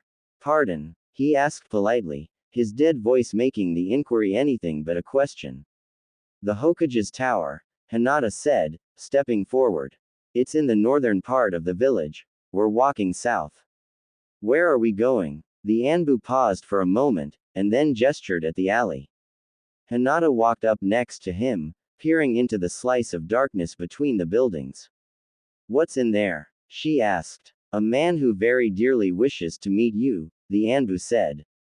Hinata looked at him, doubt clear in her eyes. Do not worry. The reassurance may have been silence for all the good it did. Your father is watching us at this very moment, along with some of your clansmen. He would intervene if you were in danger, no? Hinata stared at the man for a moment. He was right about that, at least. The Anbu didn't wait for an answer. He just moved into the alley, his walk as robotic as ever, and turned towards one of the darkened walls. Then, he paused. He was waiting for her to follow. Hinata, her mouth twisting in worry, did just that. The man promptly reached out and laid his hand on the wall. There was a pause, a rumbling noise, and then a portion of the wall slid aside, revealing itself as a facade. Behind it was a complete darkness, so black that Hinata couldn't see more than 3 feet inside. The Anbu unflinchingly walked into it, wordlessly expecting Hinata to follow. She hesitated. Walking into a dark hallway after a masked stranger, while injured, was probably not the best idea. But her father was watching her, and besides, Hinata found herself intensely curious about who could want to talk to her, and who had the influence to send an Anbu to collect her. She strode into the black after the masked man, and the wall slid closed behind her. There were stairs. Stairs everywhere. It was a labyrinth of them. A seemingly endless maze, spiraling out into the darkness in every direction. Hinata and the masked man descended through them, deeper into the dark. The Hyuga looked around in wonder. There was an entire world here, hidden beneath the village. A world of shadows, catwalks, and winding stairs. If she listened carefully, she could hear water far below, the sound of it sloshing echoing up to her, carried by metal and reflected by stone. It was amazing, and also undeniably ominous. Hinata had never heard of this blackened undercity. What she was witnessing was no doubt a village secret. Then again, at the moment she was most likely a village secret. They reached the end of their stairwell, moving onto a wide catwalk, seemingly suspended by nothing at all. The man didn't shift his relentless pace, or turn toward her. He just moved down the metal road, and Hinata followed, not wanting to be left behind in the dark. They reached a crossroad, and turned right, moving down a walkway that was just slightly narrower. Then another crossroad, and another. Hinata lost track of how many turns they'd made. It could have been anywhere between 8 and 12, and they all seemed to lead to the same place. The walls always seemed the same distance away, and the sound of water far below never changed in volume. Finally, they came to a walkway that tapered itself out, becoming just wide enough for 2 people. It had no railings, though Hinata wasn't worried about falling. She wasn't nearly so weak anymore that gripping the metal beneath her with chakra was at all difficult. At the end of the walkway was a door. It was a simple iron construction, with a blue finish and a polished knob. It seemed utterly unremarkable, just like her guide. The man finally turned to her. It was the first time she'd seen his mask in at least 10 minutes. Through there, he said, gesturing to the door. He's waiting for you. Who? Hinata asked. The man didn't answer. Instead, he stepped backwards, melting into the deeper darkness behind him. There was nowhere for him to go, but nevertheless he vanished without a sound, lost to the shadows. Hinata stared at where he'd been, and then looked at the iron door. She swallowed, stepped forward, reaching for the handle. It opened soundlessly, swinging on well-greased hinges. A warm light spilled out. Hinata edged her head, and then stepped through the door. What she found on the other side was completely at odds with everything she'd seen so far. It was a small room. A lamp burned gently in the corner, and there was a short wooden table in the center, a fine white teapot and twin cups laid out upon it. 2 cushions sat on either side of the table. Hinata blinked. Ah, you came. It was a voice. Old, cracked, but almost soothing, with a velvet undertone. Like silk laid over gnarled wood. She looked around, and found the owner of the voice. An ancient man, standing in the corner of the room. He held a wooden cane in a tight grip in his left hand, leaning slightly on it. His face was covered in bandages, concealing his forehead and wrapping around to cover his right eye, and his right arm was hung in some sort of oversized sling, the collar of which came up over his neck. I'm glad, he said, stepping forward. He slowly limped himself over to the cushion farthest from Hinata, sinking down onto it with a deep, relaxed sigh. He laid the cane aside, clenching and unclenching his hand. The bandaged man looked up at Hinata. Won't you join me? He asked, his visible eye crinkling. Who are you? Hinata asked. The man pursed his lips, and gestured slowly with his free hand. Hinata walked over to the table, not taking her eyes off of the older man. Carefully, she sank to her knees on the cushion. The man silently reached out for the teapot, and gently lifted it into the air with his sole hand. It didn't shake in the slightest as he gracefully poured Hinata a cup of steaming tea. There, he croaked, moving the pot back and pouring himself a cup. Such things must be done carefully, you know. What do you mean? Hinata asked, still watching him carefully. Well, the man said, with a hint of humor. At my age, it can be difficult to do something as simple as pouring tea. I must stay in practice. Hinata stared at him, reaching out for her tea. She cupped both her hands around it, appreciating the warmth. Who are you? She asked again. Inquisitive, aren't you? The man asked. Hinata didn't answer. The man sighed. Very well. Straight to business, then. He said. He placed the teapot back down. It made a subtle clink on the table. My name is Danzo Shimura, Danzo said, his hand to his cup. Why was I taken here? Hinata asked. Taken? Danzo asked, his head rocking back slightly. You weren't taken, were you? I insisted that you be invited. Your man said that he'd been sent to collect me, Hinata said, shifting. Danzo lifted his tea to his mouth, taking a sip. TSSK. Danzo shook his head, setting his cup back down. My apologies, Hyuga-sama. I'll have to reprimand him. I'd never dreamed he'd be so brusque. That's all right, Hinata said slowly. She lifted the tea to her mouth, subtly smelling it. As far as she could tell, it was fine. And Danzo himself had just drank from the same pot. Besides, what would he gain by poisoning her? Why have I been invited, Shimura-san? She asked, sipping at her tea. I wanted to have a conversation with you, of course, Danzo said, his mouth crinkling into a gentle smile. Hiruzen never comes to me fast enough anymore, you see. Hinata hesitated, setting her cup back down. The Hokage? She asked. Oh yes, Danzo said, drinking some more of his tea. He and I go very far back, though you probably wouldn't know much about that. It's not common knowledge. You're a friend of his. Hinata probed. One of the oldest, Danzo confirmed. It's why I make my home down here, you see. I don't understand, Hinata said, reaching for her cup. Ah, it's an old rivalry, Danzo said casually.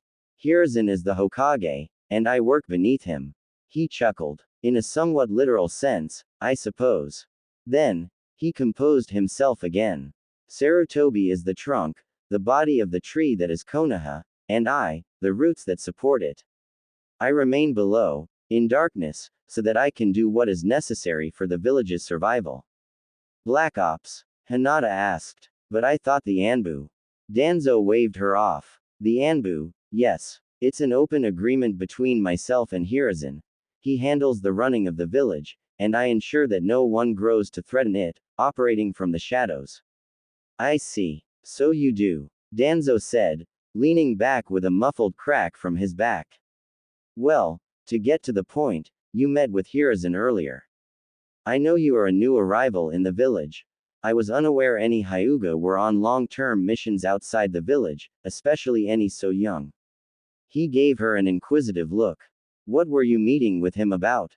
Hinata hesitated. You're the Hokage's friend, she asked. Of course, Danzo affirmed. He leaned in. Even now, your father is watching the both of us. I'm sure you can feel it. Trust me. Anything that passes between us will be with his blessing. Hinata took a deep breath. I'm a time traveler, she said. Danzo blinked, leaning back. Really? He breathed out. Hinata nodded. From the past, or the future, Hinata confirmed. Amazing, Danzo said. He sounded like he really meant it. How could you possibly have done that? The old man mused, his tea forgotten. Hinata told him. How much did you tell him? Saying Hiashi looked grim would be an exaggeration, but he far from happy. Hinata looked up at her father. The street seemed unusually warm, compared to the labyrinth of stairs she now knew was below her. Not everything, she said calmly. That man may have been friendly, may have been the Hokage's friend, but he was not the Hokage. Hiashi smirked. Well done, my daughter. Apparently, she had made the right decision. He turned, and Hinata walked beside him. You acted well with Itachi, too, Hiashi said. I'm sorry I couldn't stop him approaching you. It's fine, father, Hinata said. Talking to him was interesting. She paused. Did he actually go to the Hokage? Hiashi paused, and Hinata stopped with him. He did, her father said flatly. Then, he chuckled. What happened? Hinata asked. Oh, I think you'd best find that out yourself, her father said, resuming his walk. How was your visit to the Jinchuriki? This time, Hinata was the one who stopped. Slowly, a smile spread across her face. It was good. I'm glad I went, she declared. Her father smiled. I'm glad you feel that way, then, he said. He resumed walking once more, and Hinata had to jog for a moment to catch up to him. She didn't feel nearly as sore anymore. Where are we going? She asked. The compound, Hiashi responded. Glancing at her, his smile was slipping away, but his eyes still held a hint of lightness. There's something you should see. Hinata stared up past the lip of the roof, her eyes narrowed in confusion. Her father, standing next to her, crossed his arms. They weren't the only ones there. Hazashi had joined him, his face mirroring his twins. Both he and his brother wore identical looks of mild curiosity. All of their Byakugan were active. It was the only way to see the thing. It's where you arrived from, her father said. He stirred, tapping his arm with his index finger. Rather peculiar, isn't it? Hinata didn't know what to call it. A rip, a hole, a tear. She settled on that one. That's what it was. A tear in space. A distortion in the air, beyond which something was invisibly rippling. Looking directly at it was making the hair on Hinata's neck stand on end. It was only about 2 meters tall and a foot wide, somewhat resembling her proportions. Colors that Hinata had never seen before flickered across it like lightning, occasionally pushing into the ordinary air around it before snapping back into the tear. It wasn't making any noise, but Hinata almost wished it were. The silence was more disconcerting than a sound would have been. Her fingers involuntarily twitched. The tear was sitting just above the roof she'd fallen off of. It was a surreal anomaly against the cloudy blue sky. Everything about it was simply out of place. Was there something like that with my predecessor?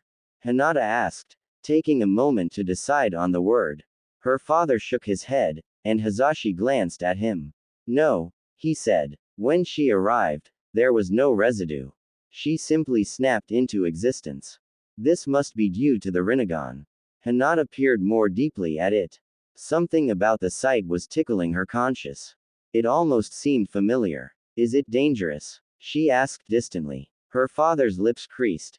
His equivalent of a shrug. We don't know, he responded. He shared a look with his brother, and Hazashi idly drew a kunai from his sleeve. Without ceremony, he tossed it up into the tear. Hinata flinched, expecting an explosion or something equally dramatic. Instead, the knife slipped right through the distortion. A single arc of purple-green light snuck along the blade, and then it was through, sailing deeper into the compound. It landed directly on an Oni figurine a couple feet from the branch house's barracks, a figure that was all ragged teeth and oversized ears. The knife dug deeply into the stone statue's forehead and settled there, eating up the sun's light. Hiashi ed an eyebrow. "Oh come," his brother said without looking at him. "We both know that thing was already hideous." Hinata stifled a giggle. She'd been too young to remember much of her uncle when he died, but her father had mentioned his sense of humor before. He hadn't been lying. Hiashi snorted. "Well," he said, moving on. "It doesn't seem to have any effect on metal." He put his hands together in a familiar sign, and Hinata ed her head. It almost looked like a shadow clone popped into existence, and Hinata started. Her father glanced at her. "What?" She blinked back. "I didn't know you knew that jutsu." Hiashi frowned. "It's relatively simple, though not especially helpful in the field. Far too much of drain." The clone set off, leaping up onto the roof. "It's exceedingly useful for recon, though. Particularly in situations like this." Hinata nodded as the clone reached the edge of the tier. It stopped, slowly reaching a hand out. More oddly colored light played across his fingers, and then Hiashi's double stuck its hand fully into the tier. The distortion twisted the clone's hand, making it look as though it were underwater. The cage bunshin clenched his fist, and then withdrew, shaking its hand out. It popped a moment later, and Hiashi frowned, looking down. He muttered. Cold. He looked up at his daughter. It didn't seem to do the clone any harm though. Whatever it is, it's not dangerous. Hazashi made the exact same noise. "Have you told the Hokage yet?" "Of course. I sent him a messenger." Hiyashi's mouth twisted. "Though he still may be dealing with Itachi. We'll see, I suppose." "Wait." Hinata meekly spoke up. "This wasn't here when we went to meet with him." Her father shook his head. "Precisely. It came into being while we were there. I was only made aware afterwards." Hinata turned back to look at the tear. "That," she said uncertainly. Hazashi picked up her thought. "That could just be coincidence," he cautioned. "But it also implies certain things. It's possible someone, or something, has activated this from the other side." Hinata paused. The other side. The words resonated in her for a moment. "You mean the present," she said. Her uncle nodded. "Exactly." He hesitated. "This may be your way back, Hinata." Hiashi turned to his brother in surprise. "It didn't react to me," he said. "Why would it? She's the one who was thrown through time," Hazashi stated, staring at Hinata. "And I'm sure you've noticed by now, Hiashi. Her chakra is different. There's something about it that's simply off. I always expect it to be a step or two behind her." Hinata started, and more so when her father grimly nodded. She hadn't been aware of that. Maybe Itachi Uchiha had been pursuing her for reasons more than what he'd revealed after all. "I believe," Hazashi continued, "it would have a different reaction if she were the one to touch it." Hiashi stared at his brother, his brow creased in thought, and then he shifted his gaze to Hinata. "What do you think, my daughter?" Hinata looked away from her father and back up at the tear. It seemed to swell in her vision. A way back. Back to the present. To Naruto, and probably to pain. Away from all these unfamiliar faces and two young blondes. Back to the familiar, though she might be stepping into just as much danger as when she left. Her body wasn't hurting anymore, she was nearly healed. Could she undo her mistakes? The gap between her and pain was far too high, but if she were able to free Naruto. Hinata shook her head, blowing the thoughts away. A new one crept in, a freezing ice in her heart as she watched her father await her answer. She didn't exist anymore, thanks to certain circumstances. Yet, she appeared anyway, a clear indication that after her time was up, she returned to her present, though it had been drastically altered by her actions. Her present was gone. Her Konoha was gone. Her Naruto was gone. It had vanished, replaced by whatever village had been crafted by her actions here. It wouldn't be her home she'd be returning to. She'd be just as much a stranger there as she was here, a girl out of time. Hinata fell to her knees. Her father took a step forward, his hand reaching out. Hinata, why should I go back? She whispered. Her father stared at the back of her head. Why should I go back? Why? Her father asked, confused. It's not, Hinata said quietly, shaking her head. It's not. You said my predecessor appeared even though she'd never been born. Her father's eyes narrowed. She didn't go back to where she'd come from. It was different, she'd changed things. Hiyashi's daughter looked back at him, her lip trembling. I've changed things. She nodded towards her uncle. I saved your brother. I told the Hokage everything. I told Danzo about pain, Orochimaru. She lowered her head. I can't go back. I erased my home. There's nothing to go back to. Her father didn't respond. Not immediately. Hizashi didn't make a noise. He just silently watched Hinata kneel. A breeze rushed through the compound, carrying with it an ozone tang. After a moment, Hinata's father stepped to her side, and dropped to one knee. He rested his hand on her shoulder. Stay, then, he said. Hinata looked up at him. Father, if there's nothing for you to go back to, he said assuredly. You simply stay. Hinata blinked. You'd let me. What if I? Of course I'd let you. Hiyashi almost seemed affronted. And I don't believe you'll be disappearing like your predecessor. She had no such tear appear for her. That leads to the conclusion that your travel was fundamentally different from hers, aside from your undamaged eyes. He gave her a hard smile. It's entirely possible you'll never travel back at all, unless you step through that tear. But, what if you're wrong? Hinata asked. Her father shrugged. Then all have been wrong. But better you be sent back accidentally than purposefully, if there is nothing for you there, he said confidently. He squeezed Hinata's shoulder, rising to his feet. Hinata stayed on her knees for a moment, and her father stuck out his hand. She looked at it as though it were an alien object. A new home, amongst the unfamiliar faces. A chance to make real change, instead of watching it happen. A chance to make sure Naruto wasn't alone. The ice in her heart crept away. Hinata reached out and took her father's hand. He pulled her to her feet. Come, Hiyashi said. Let's go inside. We need to talk about what comes next. Hinata nodded, and her father smiled. Behind him, Hizashi grinned, a much more unrestrained motion. Then, his eyes went wide. Hiyashi, he shouted, and Hinata's father looked up and away from her. He blinked, veins spiraling out around his eyes, and his mouth went wide. Without hesitation, he spun, not releasing Hinata's hand, and threw her back towards her uncle. Hinata tumbled into Hizashi's arms, her mind reeling. What? Go! Her father shouted. Hinata finally activated her Byakugan as Hizashi turned and sprinted away, still holding her. He set her down mid-sprint and suddenly they were both running. The world expanded, the tear becoming visible again, and Hinata choked as she saw what had made her father throw her away. There was a thick snarl of chakra protruding from the tear, moving towards her at ludicrous speeds. Hinata recognized the pursuing chakra. It looked exactly like the ribbon that had engulfed her in the endless and lightless void she'd been thrust into by the Rinnegan. Before, she had needed to touch it. Now, it seemed happy to try and consume her regardless. Her father sidestepped the bolt of lavender light, chopping down with a hand lit with Jukin chakra.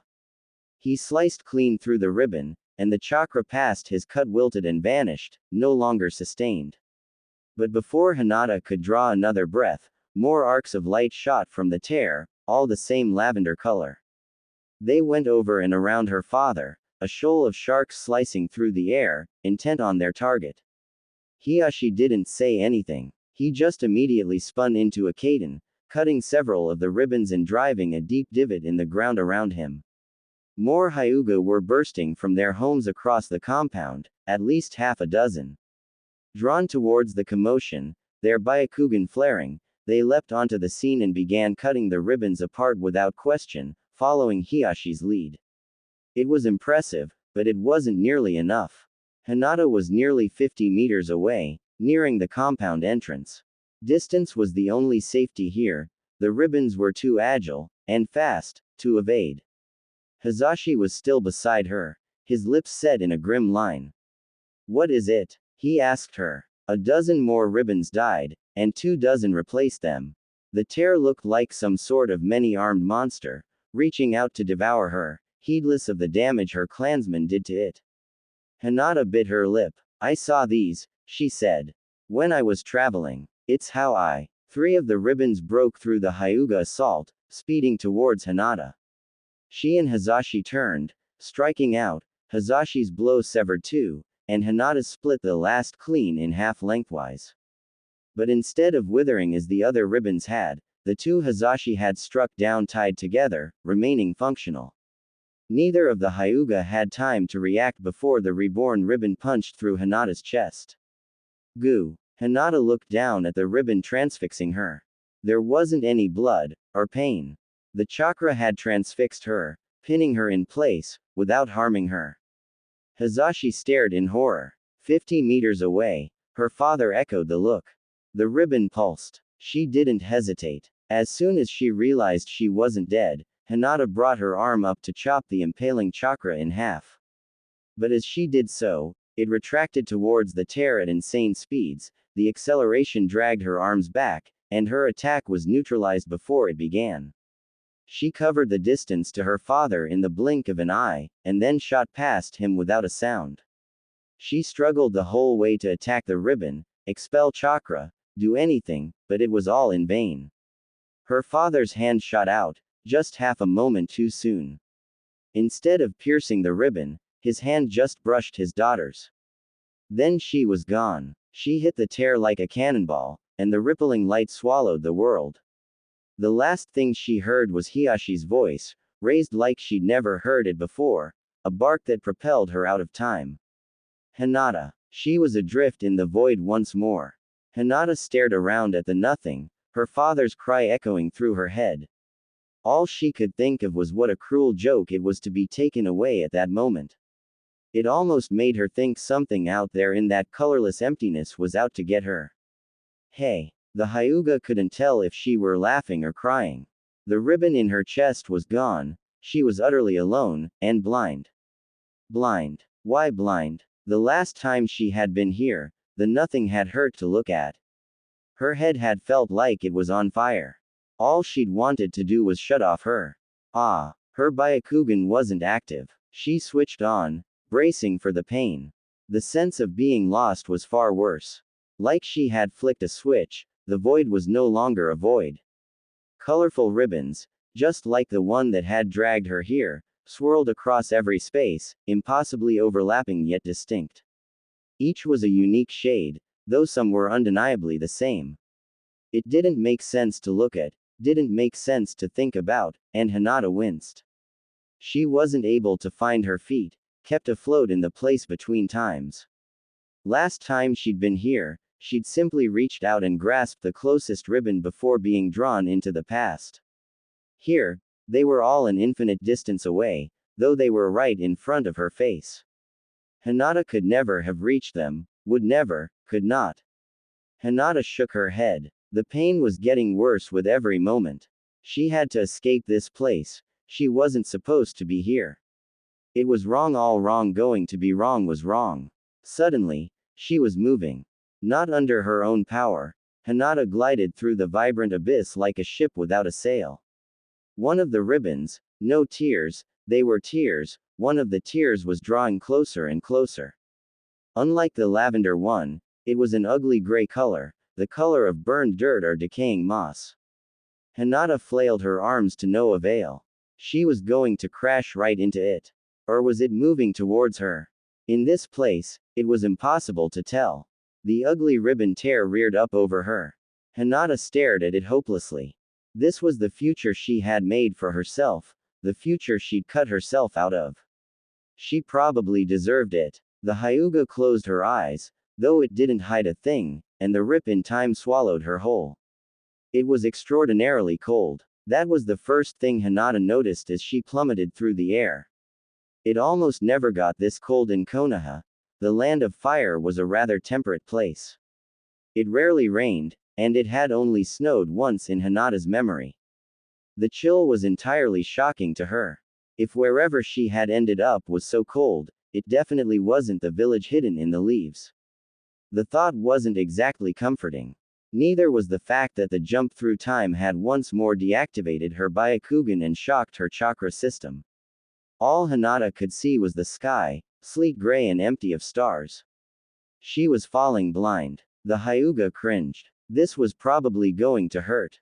The impact came without warning. Hinata crashed to the ground, all the air expelled from her lungs in a single harsh grunt. The landing wasn't soft, but it hadn't been as bad as she'd imagined it. She lay still for a moment, staring up at the starless sky.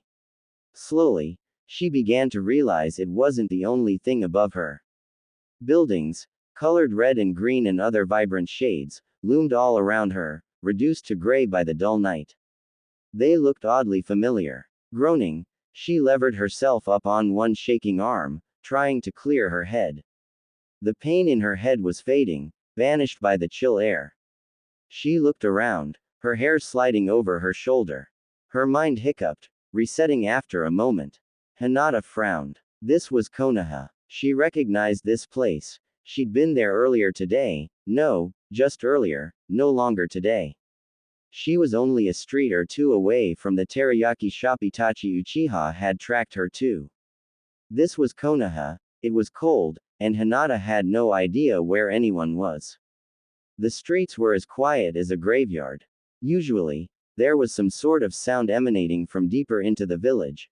People having parties, ninja training in the dark, late-night restaurants doing business. But there was none of that. The air was still, and most of the lights that should have decorated the streets were hanging unlit. Hinata pulled her underarm under her. Why was everything like this? What possible change could she have made that would result in such a dead place? Was this even her present? The sound of rushing feet drew her attention. Attempting to activate the Byakugan just drew a twinge. The Hyuga had to resort to turning her head.